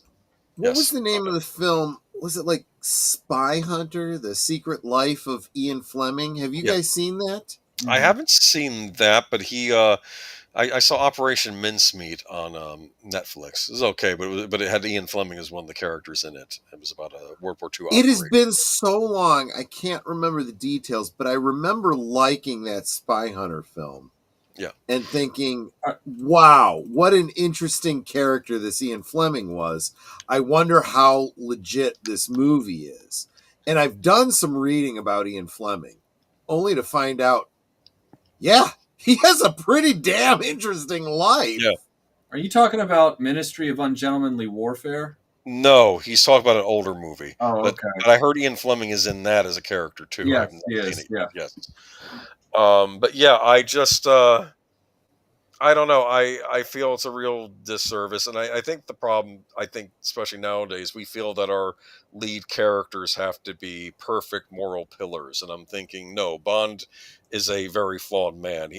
One of the readers of the books that I was listening to, he was like, he said that he was thinking about that Bond has a license to kill. That's a terrifying something for somebody to have, But then you read these books and you realize all the men he's going up against, all the villains, they're far worse than all the flaws. They're really, really bad people. That's true. Goldfinger, I think he was taken aback by how evil Goldfinger was in the book. Like he'd gone up against Dr. No prior, and Dr. No was a sadistic SOB, but even Goldfinger's somehow worse. Darth Plato makes a great point. No characters now seem to have flaws. Yeah. Wait a minute. Nope. Wait a minute. Maybe I'm not understanding what you're saying, Darth Plato. Characters now seem to have flaws.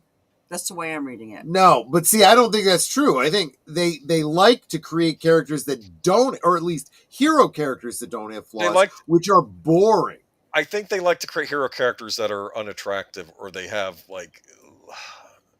I'll be blunt. I think we see at the end of that last Bond film where he's crying or something. It's like, they have to showing all this weird emotional vulnerability and stuff, and it's and I don't know. I don't know.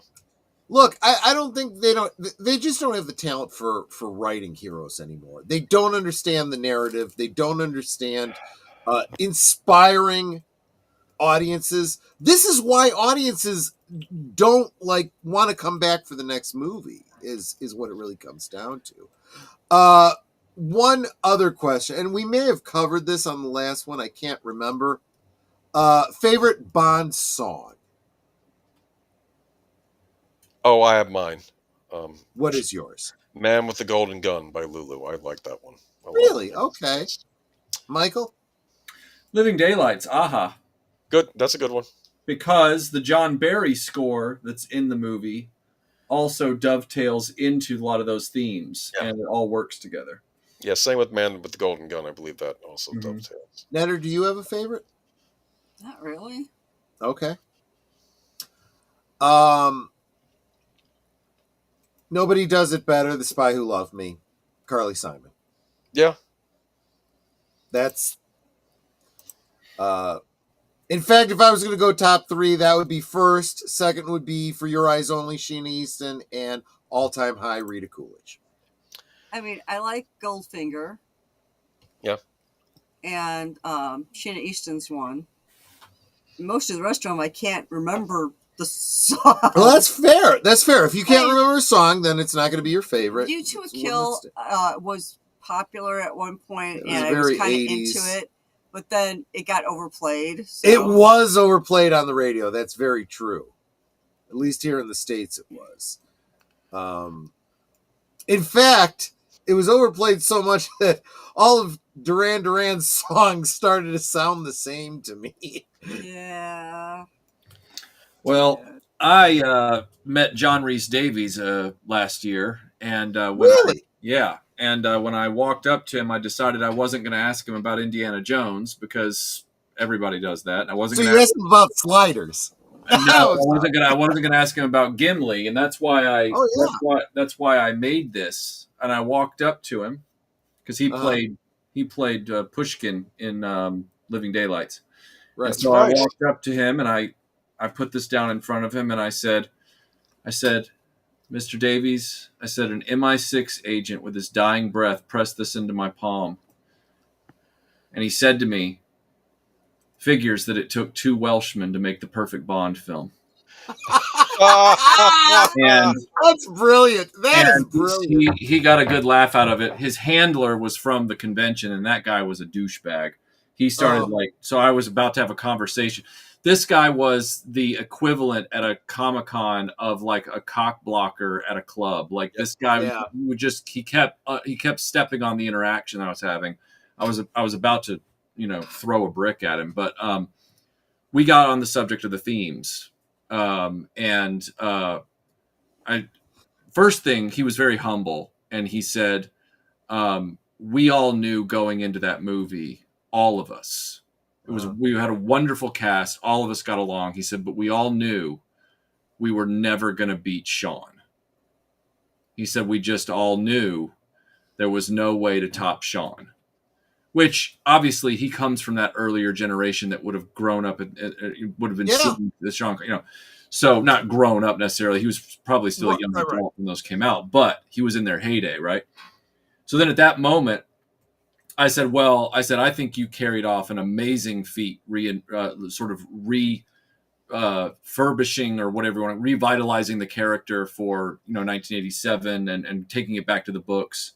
And then this guy from back there, he put his foot in his mouth and he goes, yeah, but one of the worst themes ever, talking about Aha's Living Daylights. The guy, the dude who was in the movie is sitting there standing, Yeah. And he goes, I looked over and I went, what? And John Rhys Davies looked over at the guy and went, what are you talking about? And he's like, and he goes, no, it was a great song. He goes, you know what? And then Rhys Davies turned to me and he goes, it was another great song. And I said, what's that? He goes, oh, Duran Duran, because he's Welsh. You like Duran? British at the time. And I'm like, oh, it was a great song. And this guy goes, oh, that one was terrible too. And we both just looked at the guy like, and this guy was like between my age and Rhys Davies, somewhere in the middle. Like he was, and I'm going, dude, you need to shut up. Like, you gotta do yourself any favors. And then the guy said, well, what's this tag here? I don't understand. And I'm like, whoever you are, they need to find somebody else for you. But anyway, the cool part was that John Rhys Davies just broke into character. He started with the Russian accent, just quoting his character from, he's like, oh, it was a program in Stalin's time. It was blah, blah, blah, blah, blah. And it was the line from when Dalton has a point. It was so fun to watch that man just talk Bond for a few minutes. And also the fact that he had such a love for the original stuff, Yeah. I mean, he was right out of the gate. We knew we weren't going to beat Sean. I'll tell you, sometimes when you meet a celebrity at a con or whatever the event is, and you just hit them with, look, I'm a fan of yours, not just from this thing that we're here for this convention for, but for this and for this and for this. And to be able to talk to them about the thing they love the most. When Netter and I met Paul McGann at Chicago TARDIS, and I was like, hey, Horatio Hornblower. And he just, oh man, Horatio Hornblower, I wish we'd continue with that. And it's like, dude, there you go. There you go. When I was at the Metropolis, Illinois Superman celebration, and I met Oh damn, I'm forgetting her name. She played Ursa. She's Sarah Douglas. Sarah Douglas. Sarah Yeah. Douglas. Yeah. And what I did, I think I may have told you this story. You have all these pictures that you can choose from to get their autograph on, and I grabbed her picture of Pamela from V. Right. And I gave it to her to sign. And you know, she's not paying attention to the picture. She's talking to me. Right. And as she signs it, she signed it as Ursa. And she looks and she's like, "Oh damn! Oh, I signed this wrong." I'm like, "It's okay, whatever." She's like, "No. Give me another picture. I'm gonna sign it." She's like, "Really? That was?" And I'm like, you know, I liked everything I've seen you in, but you know, I said you're probably getting a lot of, and I love that. And I was in costume at the time. I was dressed as Lex Luthor from the comics, right? You know, the green and maroon with the bandoliers. Yep. And she's like, "What is your costume?"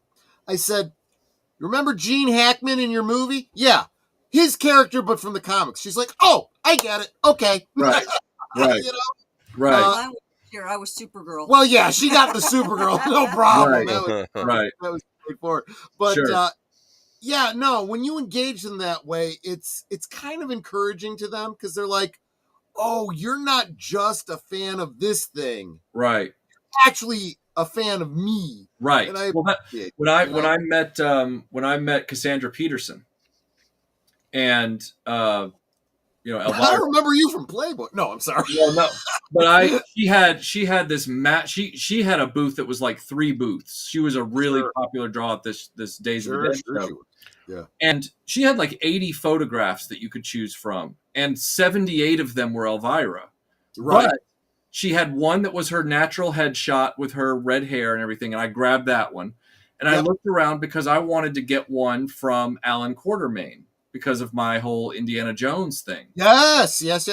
But she didn't have one. So I grabbed an Elvira shot, walked up. She was super sweet. And I said, I'm loving the variety here. You don't see that with a lot of celebrity signers. I said, but I'm not seeing anything from Alan Quartermain. Did I miss it? And she went, "Oh," like that, like I had wounded her. And I said, whoa. I said, "Hold on." I said, "Time.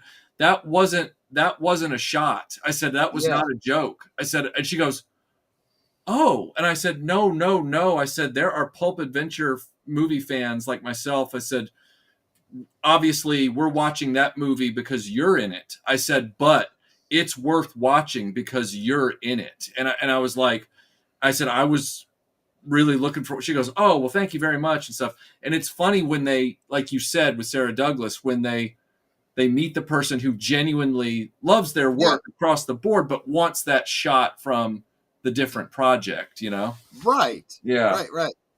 Yeah, that's what I'm saying. And honestly, like that artist that you asked him to draw Jericho. Oh, geez, yeah. So George Perez, met him in Metropolis, Illinois. And he was rather than charging for autographs, he was charging for like a sketch. Do an art. And everyone was asking him to do Superman, everyone was asking him to do Wonder Woman. And I'm like, why would I ask George Perez to do those characters? Right. He's like, is there a sketch? Because I'd already had my money out or whatever. Right. He's like, there's a sketch. I was like, I want one of your characters. Would you do Jericho for me? And he's like, you are the first person to ask me to do Jericho today. And I'm like, how do you come to George Perez and ask for Superman or Wonder Woman? That makes zero sense to me. And he's like, oh, thank you. And he did this sketch of Jericho for me. And I was heartbroken when he passed, but it's a wonderful treasure of mine, because of that. Yeah. Because that was when I was really getting into comics and the whole Teen Titans, Tales of the Teen Titans, the new Teen Titans. That was all that era that him and Marv Wolfman. Well, you know comics. You and I have chewed the same ground in this era. Sure. So yeah, he was like, wow. and somehow these celebrities somehow remember me because I guess I stand out in their memory. They see me at another convention. They're like, "Oh, you're the one that wasn't just there for the thing. They were you actually like what I do. I don't know. Yeah. Yeah. But anyway. I'm going to bring a photo back real quick. So, and it's related to this whole topic of Bond. Stand by. It'll take me 2 seconds. No, yeah, that's absolutely what this is all You want about. to get rid of the presentation so we can see? Oh yeah, we can go back to the whole. Well, that puts him front help, and center. The empty chair puts him front and center. But that's you may want to make it front and center when he brings what he's trying to show us, though. I will. Yeah, that's perfect. Yeah, I don't know. Here's what I say: he's gone. I did notice though that you chose Pierce Brosnan for your icon. Yeah.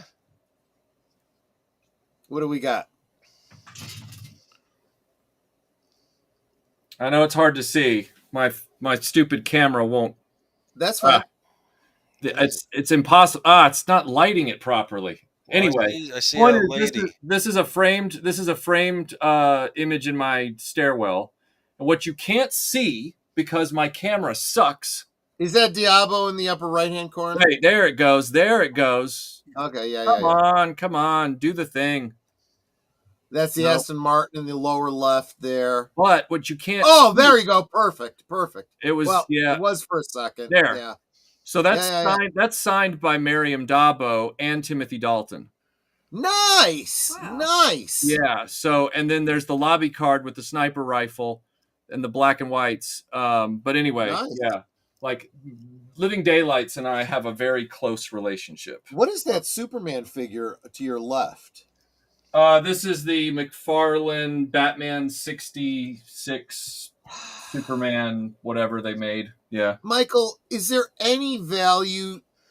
And I don't mean value monetary. I mean value to a superpowers collector to any of those McFarlane figures? I mean, only personally, I think. I mean, I think some of them might end up being collectible to superpowers junkies once they're No. I don't mean collectible. I just mean would I as somebody who loved the superpowers collection. Because they're not even in the same scale. Am I right? They finally corrected that after, I think, like Wave 2. But the problem is that some of the figures, they ended up going back to the old body style from the first wave. So it's rather inconsistent, which kind of sucks. Because Tony just did a video and he was showing a Robin figure next to the original Robin figure. And I'm like, wait a minute, those look like they're in scale. If that's what they're doing now. Right. They are some of the middle waves were and are mostly in scale. So like Detective Batman, one of the Robins, the more recent Supermans that came out, I think they are in scale. Okay, so maybe I need to revisit these. I know that my comic book dealer has some of these figures. Maybe next time I go in, I'll take a look at them and Sorry, I had to ask you a toy question as long as I had you on, but there you go. So we're not. I don't know about you guys, and I guess I'm indirectly asking you. I'm not real fired up about the future for James Bond. What do you guys? No. Okay, no. It's done. It's a wait and see. It's a holding pattern, and it's definitely not a. I'm going to race out and upgrade Amazon Prime to watch whatever they bring out. It's like everything tells me that Amazon and Jeff Bezos are not going to be good for James Bond. It'll be worse than what we've seen. Yeah. They got rid of the lady in charge of this stuff, though. I mean, what's her name? I forget her name. Barbara Broccoli? No, the other one who was running Amazon Prime. I was going to say Barbara Broccoli seemed like the one that actually wanted to preserve the franchise. A lot of the bad stuff that happened in the Craig era happened because of her. She does bear responsibility. I thought it was in spite of her, not because of her. But you may be right. Well, in spite. Who's the producer of the series? You put your foot down. Like this is the same woman that didn't want Tarantino directing a James Bond movie, even though he offered. I kind of gotta say, I kind of understand that. That was the same reaction I had to Tarantino in charge of a Star Trek film. I was like, I like Tarantino, but for some things, I'm not real sure about that. Yeah, You but know, he had already done Kill Bill by the time he was offering to do like a Bond film. He could do an action movie. He was already proving that. and in retrospect, he could probably have. Well, he couldn't have done worse with Star Trek. I mean, let's be honest. Of course, you talked to the guy that wanted Brad Bird for the sequel trilogy. No, I mean, I don't know. He had a history with Lucasfilm. He'd done live action because he did Mission Impossible Ghost Protocol. He did animated. I thought he would have been a good pick to helm the Star Wars Maybe not a popular take, but I still feel like this is why role-playing games are so good, because you can take these franchises and tell your own stories.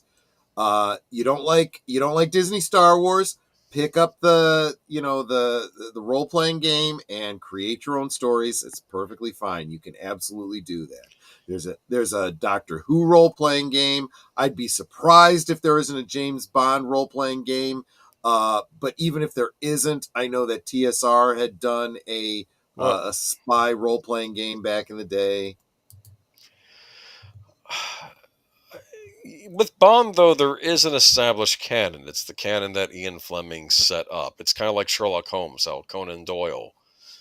That's the Sherlock Holmes canon. You know, the stuff he wrote. It's Yep. If it's creation of one author, then yeah, shared creations are trickier though, because then it gets but I don't know if it's a single author with a series. Yeah. I don't know. Yeah. Anyway. Okay.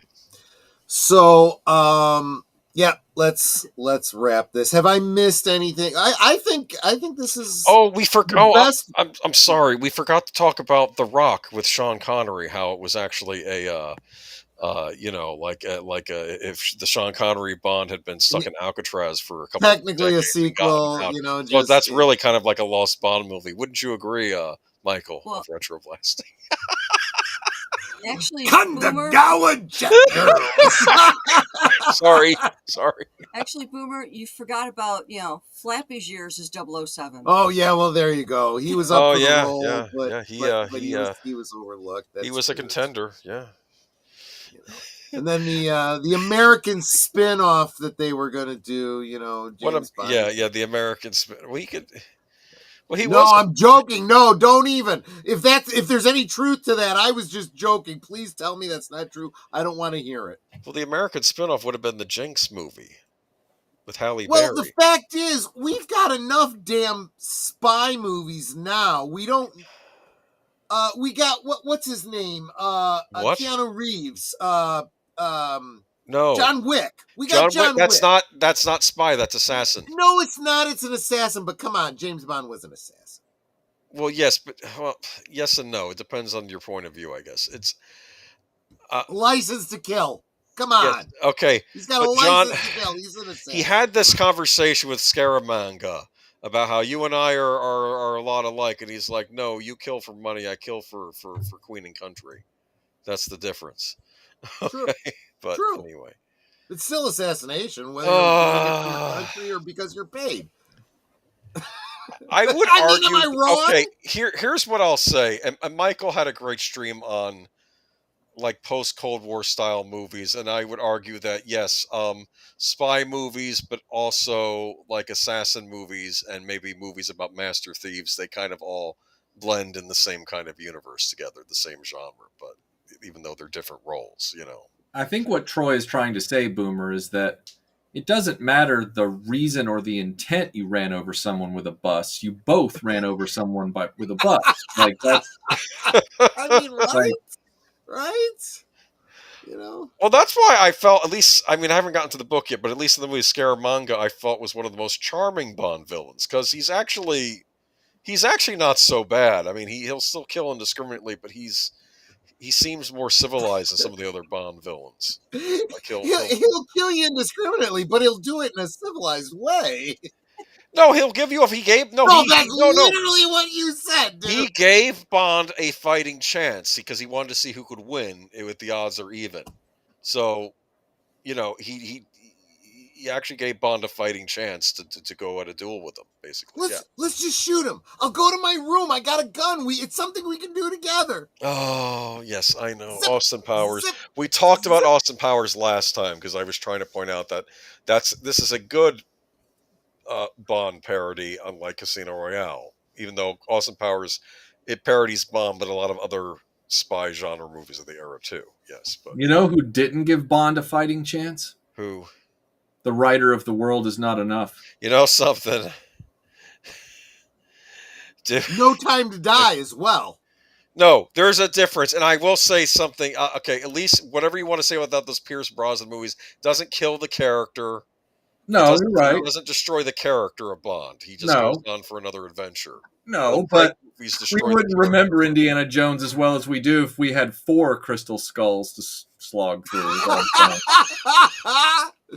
Yeah, but you'd need like a dozen Indiana Jones films too. Right. You didn't like Jonathan Pryce. Just to be fair, Michael.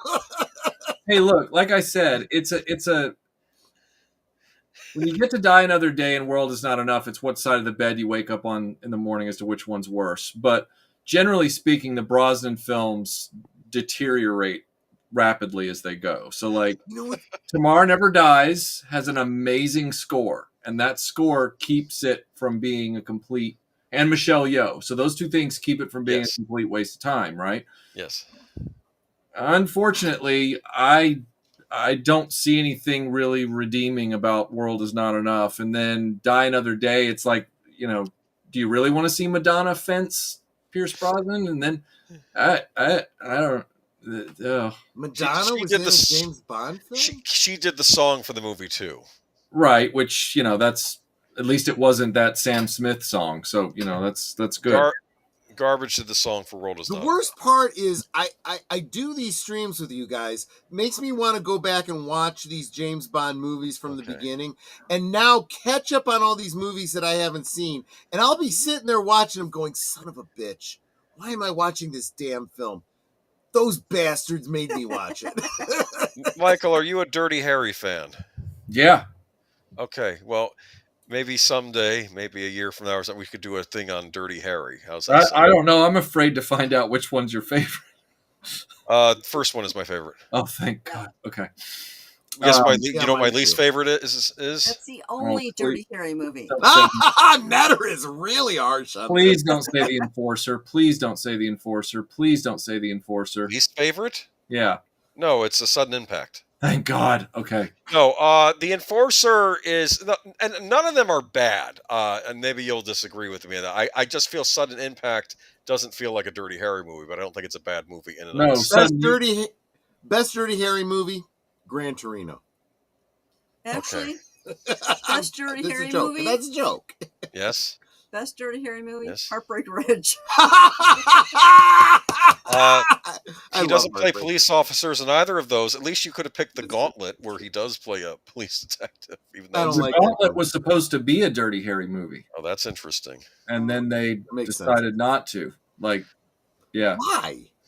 I'd have to go back and refresh my memory on that, but they toyed with the idea of making it a Dirty Harry. Especially when you think about the way Hollywood does things. Mm-hmm. I mean, I don't remember if we did a stream on this or if I just mentioned it during a stream, but the Hellraiser films, like 80% of the Hellraiser films are other horror movies where they just shoehorned in Bradley as the Hell Priest, just to call it a Hellraiser film. That's what you got to put on the VHS tape in your video store, or now actually now the modern day mom and pop video store is a streaming service where you see all these box art titles. Yeah, but true. But it's like I so many of these films where they just take another story and say, hey, this is a franchise. We'll just slap this name on it.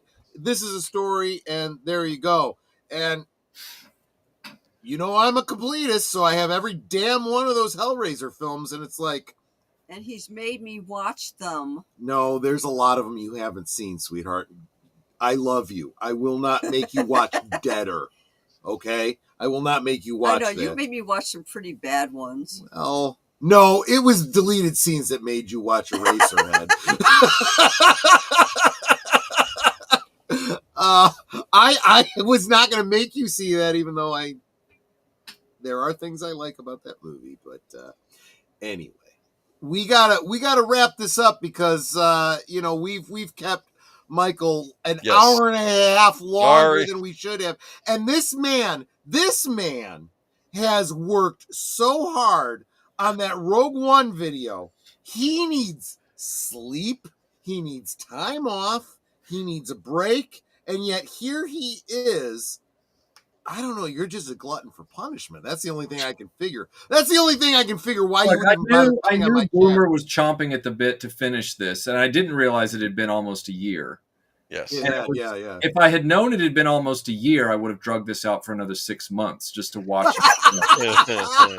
But no, seriously, I wasn't gonna torture him any longer. I wasn't joking when I said, I hadn't said anything, and I'm like, he finished the Rogue One.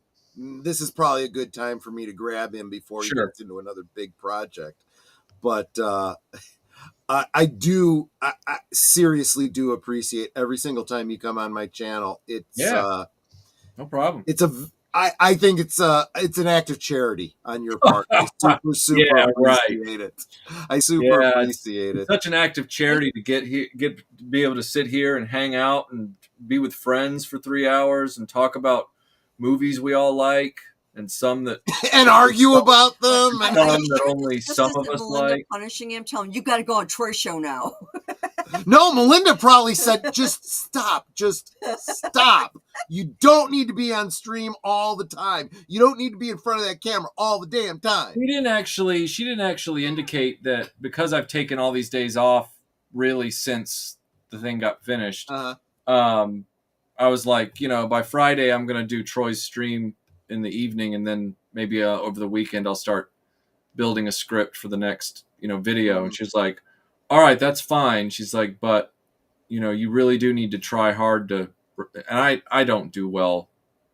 I don't know how to relax really. So I know the feeling. Yeah, absolutely. So, it's like, especially when you're doing this, you're kind of working for yourself, and it's like I just got to keep. I have time. I have time where I could watch something, I could play something, or I could be making a video. I should really be making a video. That's the responsible thing to do. Right. Yeah. Yeah. It's one of those situations. So that is why everybody here, make sure you're subscribed to RetroBlasting. Check out his merch. Link is pinned to the top of the chat. He's got a Patreon. These are things he'll never say, so I have to say it because we have to support each other. Do you want to hear the first paragraph of the Indiana Jones Adventure Series script? I haven't even released it on Patreon. No, you haven't. Yeah. Paragraph. Yeah. All right. I think Netter will get a kick out of this. All right. All right. Here we go. The year was 2013. Less than a year earlier, Disney had purchased Lucasfilm. Now, Hasbro had made the leap with Star Wars toys into the 1/12 scale. Spurred on by a generation of now adult toy collectors who were not only motivated by haunting childhood memories of their 3 3/4-inch 5 points of articulation Star Wars figures constantly derided when compared to the versatile G.I. Joes throughout the 1980s, but also deep-seated insecurities among many of these middle-aged men who had been told all of their lives that 6 inches was the bare minimum. And by God, they were determined to finally get 6 inches from somewhere. I love it. I will mention, by the way, Michael might not even realize this. The week's gone by and you probably missed it, but I have started an afternoon stream, Liquid Lunch, at noon every day. Monday through Friday. Yeah, a work day, Monday through Friday. And this week there will be a video where, and I'm not sure what I'm going to call it. It's going to, you did your love-hate relationship with Rogue One. I am going to do my hate relationship with Hasbro. I am pissed. I am really pissed. So, I sent you that Mon Mothma figure. Yes. Because because I had gotten those retro figures, and I'd gotten, I think I got two of the box sets, and because there were troop builders in there that I wanted, and Mon Mothma is not a troop builder, and you and you can you see an army of Mon Mothmas? Right. Actually, now that I think about that, there's actually some humor in there. I wouldn't be opposed to that, but all right. right. But you had said you wanted one. I'm like, well, fuck it. I literally have an extra one. Right. There you go. And but your reaction to it was awesome. Like, really? I don't want to. And I'm like, dude, I literally have an extra. Really, it was. I'm so grateful. She's my pride and joy modern retro figure on display in the case. You go. Really is. She's the one I look at. Yeah, I'm like, oh. Other than Stan Solo, all the people that do boutique, figures. If it's got those like robe legs, like the Emperor and Ben Kenobi, they can't sit, they can't bend, they can't nothing. It's just a chunk of plastic. Even though they got seams in them that you can't move those legs. Anyway, but they're really good at standing in a display case without falling over. That's a great point. No, that's absolutely true. The most recent announcement of the retro figures was, and didn't you do, or somebody did a video comparing the promo pictures for these versus Stan Solo. Oh, okay. And some others, it's the Rebel Trooper and Luke ceremonial. Right. Well, I had ordered 2 of that as well. Right. Target exclusive, which I hate doing Target. I hate exclusives. Yeah. But it was the only way, and I put it in. They just canceled my order because they can't. I've heard they do that. I've heard they do that a lot. They did it to me before when it was Boba Fett, R2 and 3PO animated style. Right. It was an exclusive. Yeah. And I'm like, fuck you. I'm done. I got the email that said we're canceling your order, and they blamed it on Hasbro. And I'm sure Hasbro, because their distribution model friggin' sucks. Right. But I've not seen that with any other exclusive that they've done except Target, and this is the second time. They sent me this email and I responded. I said, well, that's just great. I am so glad because this is the second time you effers have done this to me, and I will simply never order anything from Target ever a friggin' again. Yeah. I don't blame you. I don't blame you. Although I will say that, I'm glad you're getting a charge out of it. That's why I'm probably going to end up doing this video next week or live stream next week. But I did end up getting the R2 3PO and what do you call it? Yeah. Boba Fett. Because it became available later again. Yeah. And so I had to literally place another order. Sure. So it's like, why the hell do you have a pre-order if this is how you have to do it? Sure. But on another note with Hasbro, they had a pre-order for just this last Sunday, the May the 4th. The May the 4th be with you. The 4th be with you. They had a pre-order for what the hell was it? Oh, I think I told you about it. It was the Cantina. Yeah, with the 4 figures. Yeah. Guess what? You Sold can only out. get it if it was sold out. If you weren't, the only way you could get it was if you were one of those premium members, which I won't fucking do. No. And I can guarantee you, all the people that got them because they're premium members are fucking scalpers selling them for twice as much, 3 times as much on eBay. I said, fuck it, I don't need them. Right. I can take the figures that they repainted and repaint them my fucking self. Right. I could go to what's that Etsy seller? Cardboard Galaxy. I'll bet he's got that backdrop or something very similar. Yeah. I'll give my money to him because fuck Hasbro, and that's I'll be I won't get be it. talking I like get this in the middle of the day, but Sure, I get it, It's man. a little hot. see, yeah. But I understand. I feel a little strong about that. But yeah, I'm not a but I also know you too, Michael. You're sitting there going, Should I yeah, let yeah. Michael You're the talk? one. You're the one that keeps putting yourself in this situation with Hasbro. Look, sometimes in life we have that friend that we've told 100 times. It doesn't matter how many dollar bills you put in her thong, that stripper's not going to go home with you. You can't stop them from doing it. There's some people that just have to keep pulling the lever on that slot machine, and it's like, all right, whatever. Does that apply to Twitch streamers too? Well, it depends. What are you doing with your Twitch stream? What? Apparently he's twitching. He says Twitch. I'm what he thinking meant of was Pokimane and the guy that spent $500 well, to yes, absolutely, absolutely, yes. You buying someone's bathwater there, Agent Boomer? Just No, I'm And, not. I don't go on Twitch. I'm fine. What do they call those on Twitch? Thoughts. That hoe over there. Right. Yeah. That's become a big problem over there.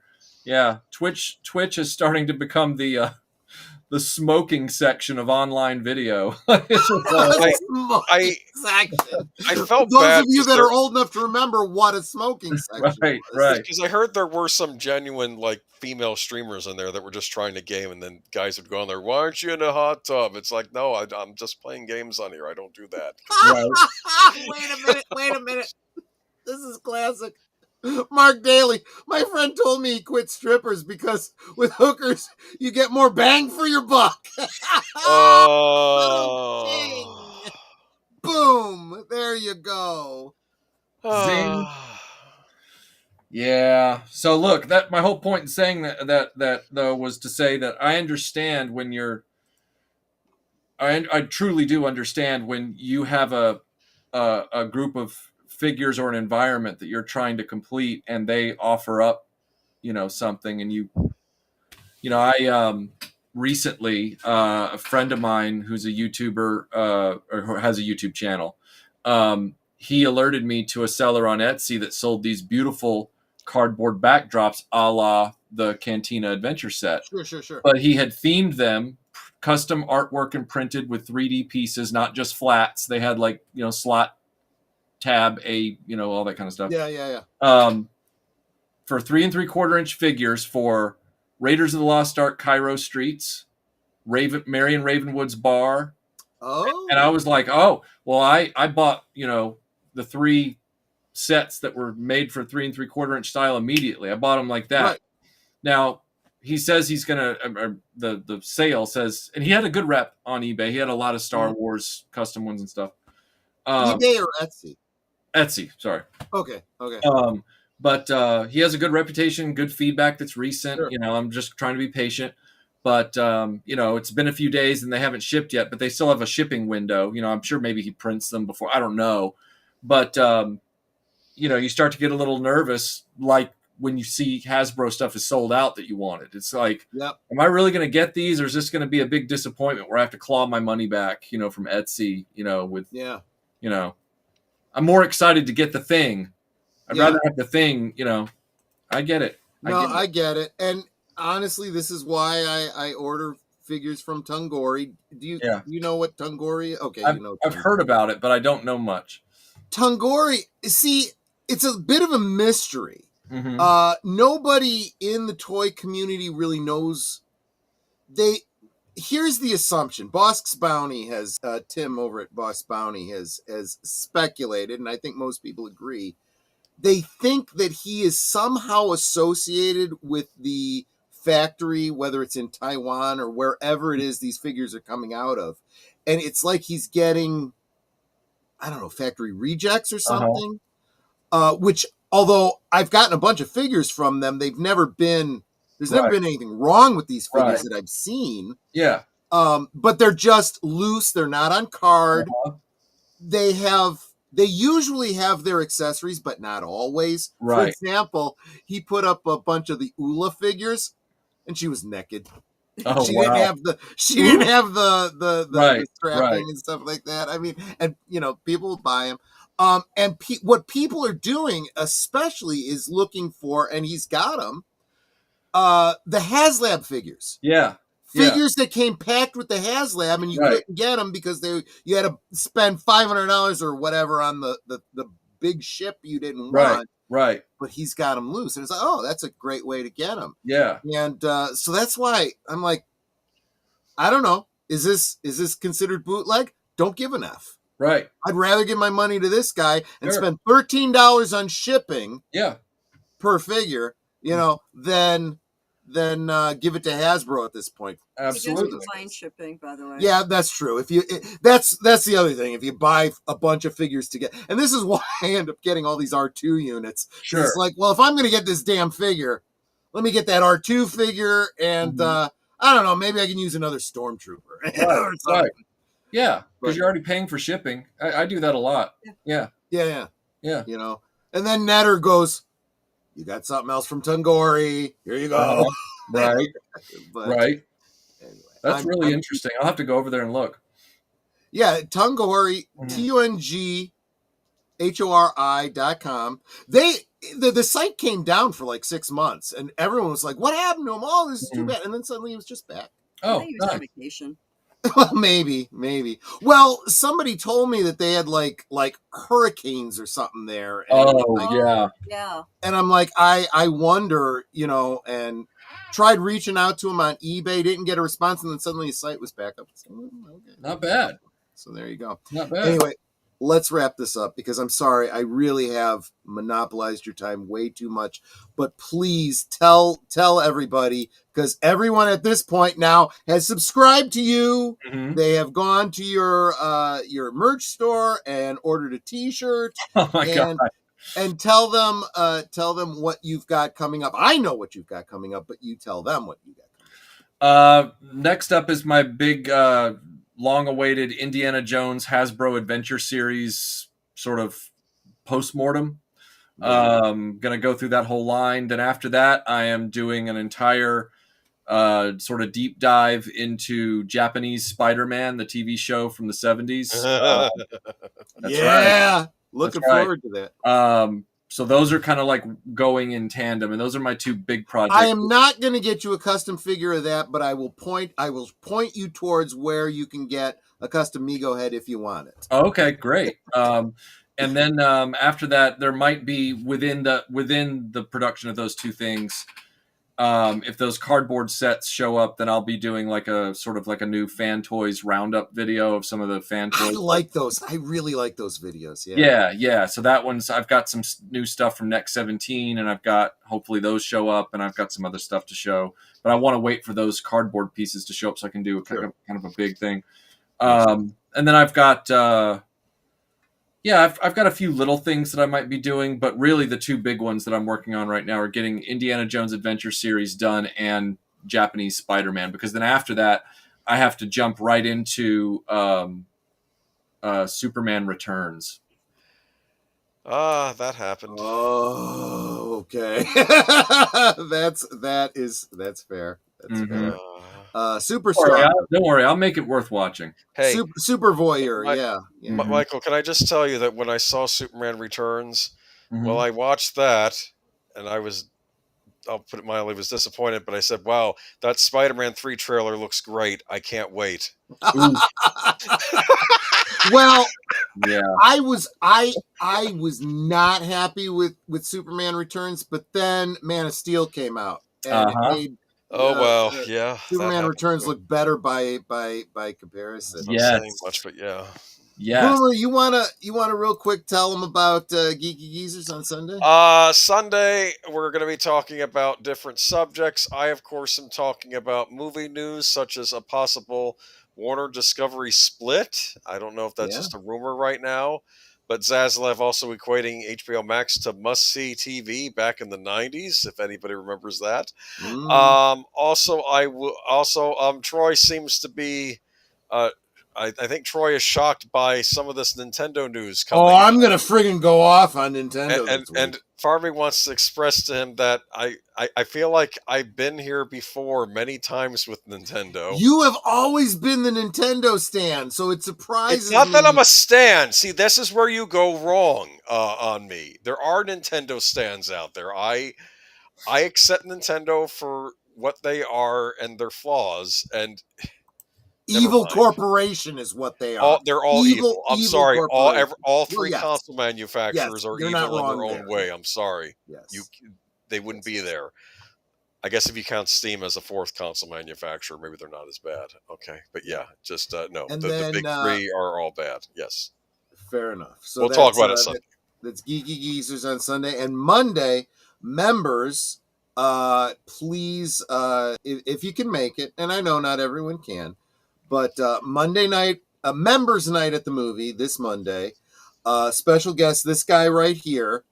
You guys have been telling me literally for years, including this guy, been telling me I need to see, and Netter needs to see The Big Lebowski. So yes, that's what the movie will be for Monday. I haven't got the stream up yet, but I'll get it up there for you. Did you kind of forget the movie for Saturday? Oh, that's right. That's right. Well, in what, like less than 20 hours over on Netter's channel. What are we going to be watching on Netter's Four channel? Rooms. Four Rooms. It's a great film. It's basically, if you haven't seen it before, there's a brand new bellhop in this hotel. Tim Roth. First night on the job. There's 4 different rooms that interact with him, and it's hilarious. I love it. I will explain not only the connection to the directors, but how this film directly impacted some of their films thereafter. Very, very interesting stuff. And wow, we need to work on my lighting because I look like a ghost when you had me up close. Yeah, I'm sorry, sweetie. yeah, we do have to work on your lighting. We've got to work on the lighting in this room in general. That's absolutely your lighting looks great. My lighting looks ugh. Yeah, we'll work on it. Anyway, but that's it. Thank you guys so much. This was a lot of fun. Michael, stay with us for about 3 minutes, until we get to the end of the credits. We'll say our goodbyes in the background. And, yeah, that's it. Thank you all so much, and we'll see you on the next one. Take care, everybody. Good night, ladies. Good night, sir. Hit it, sweetheart.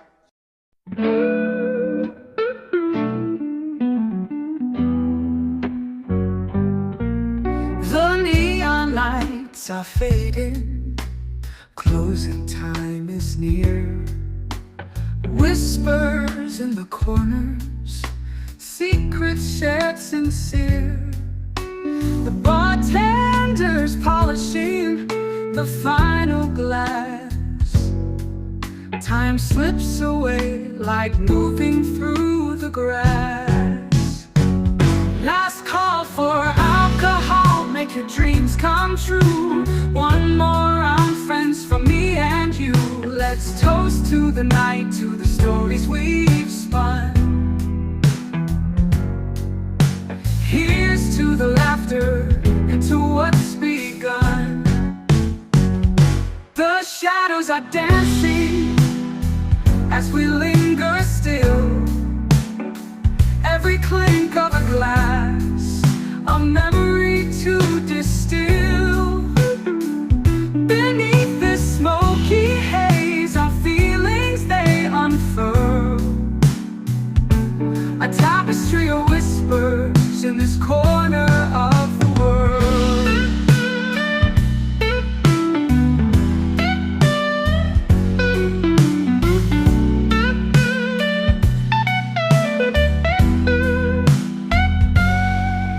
The jukebox serenades us with a final tune, crooning to the lonely and the lovers under the moon. With every soft note, the angel straws ever near. But in this fleeting moment, there's nothing to fear. Last call for alcohol, make your dreams come true. One more round, friends, for me and you. Let's toast to the night, to the stories we've spun. Here's to the laughter and to what's begun.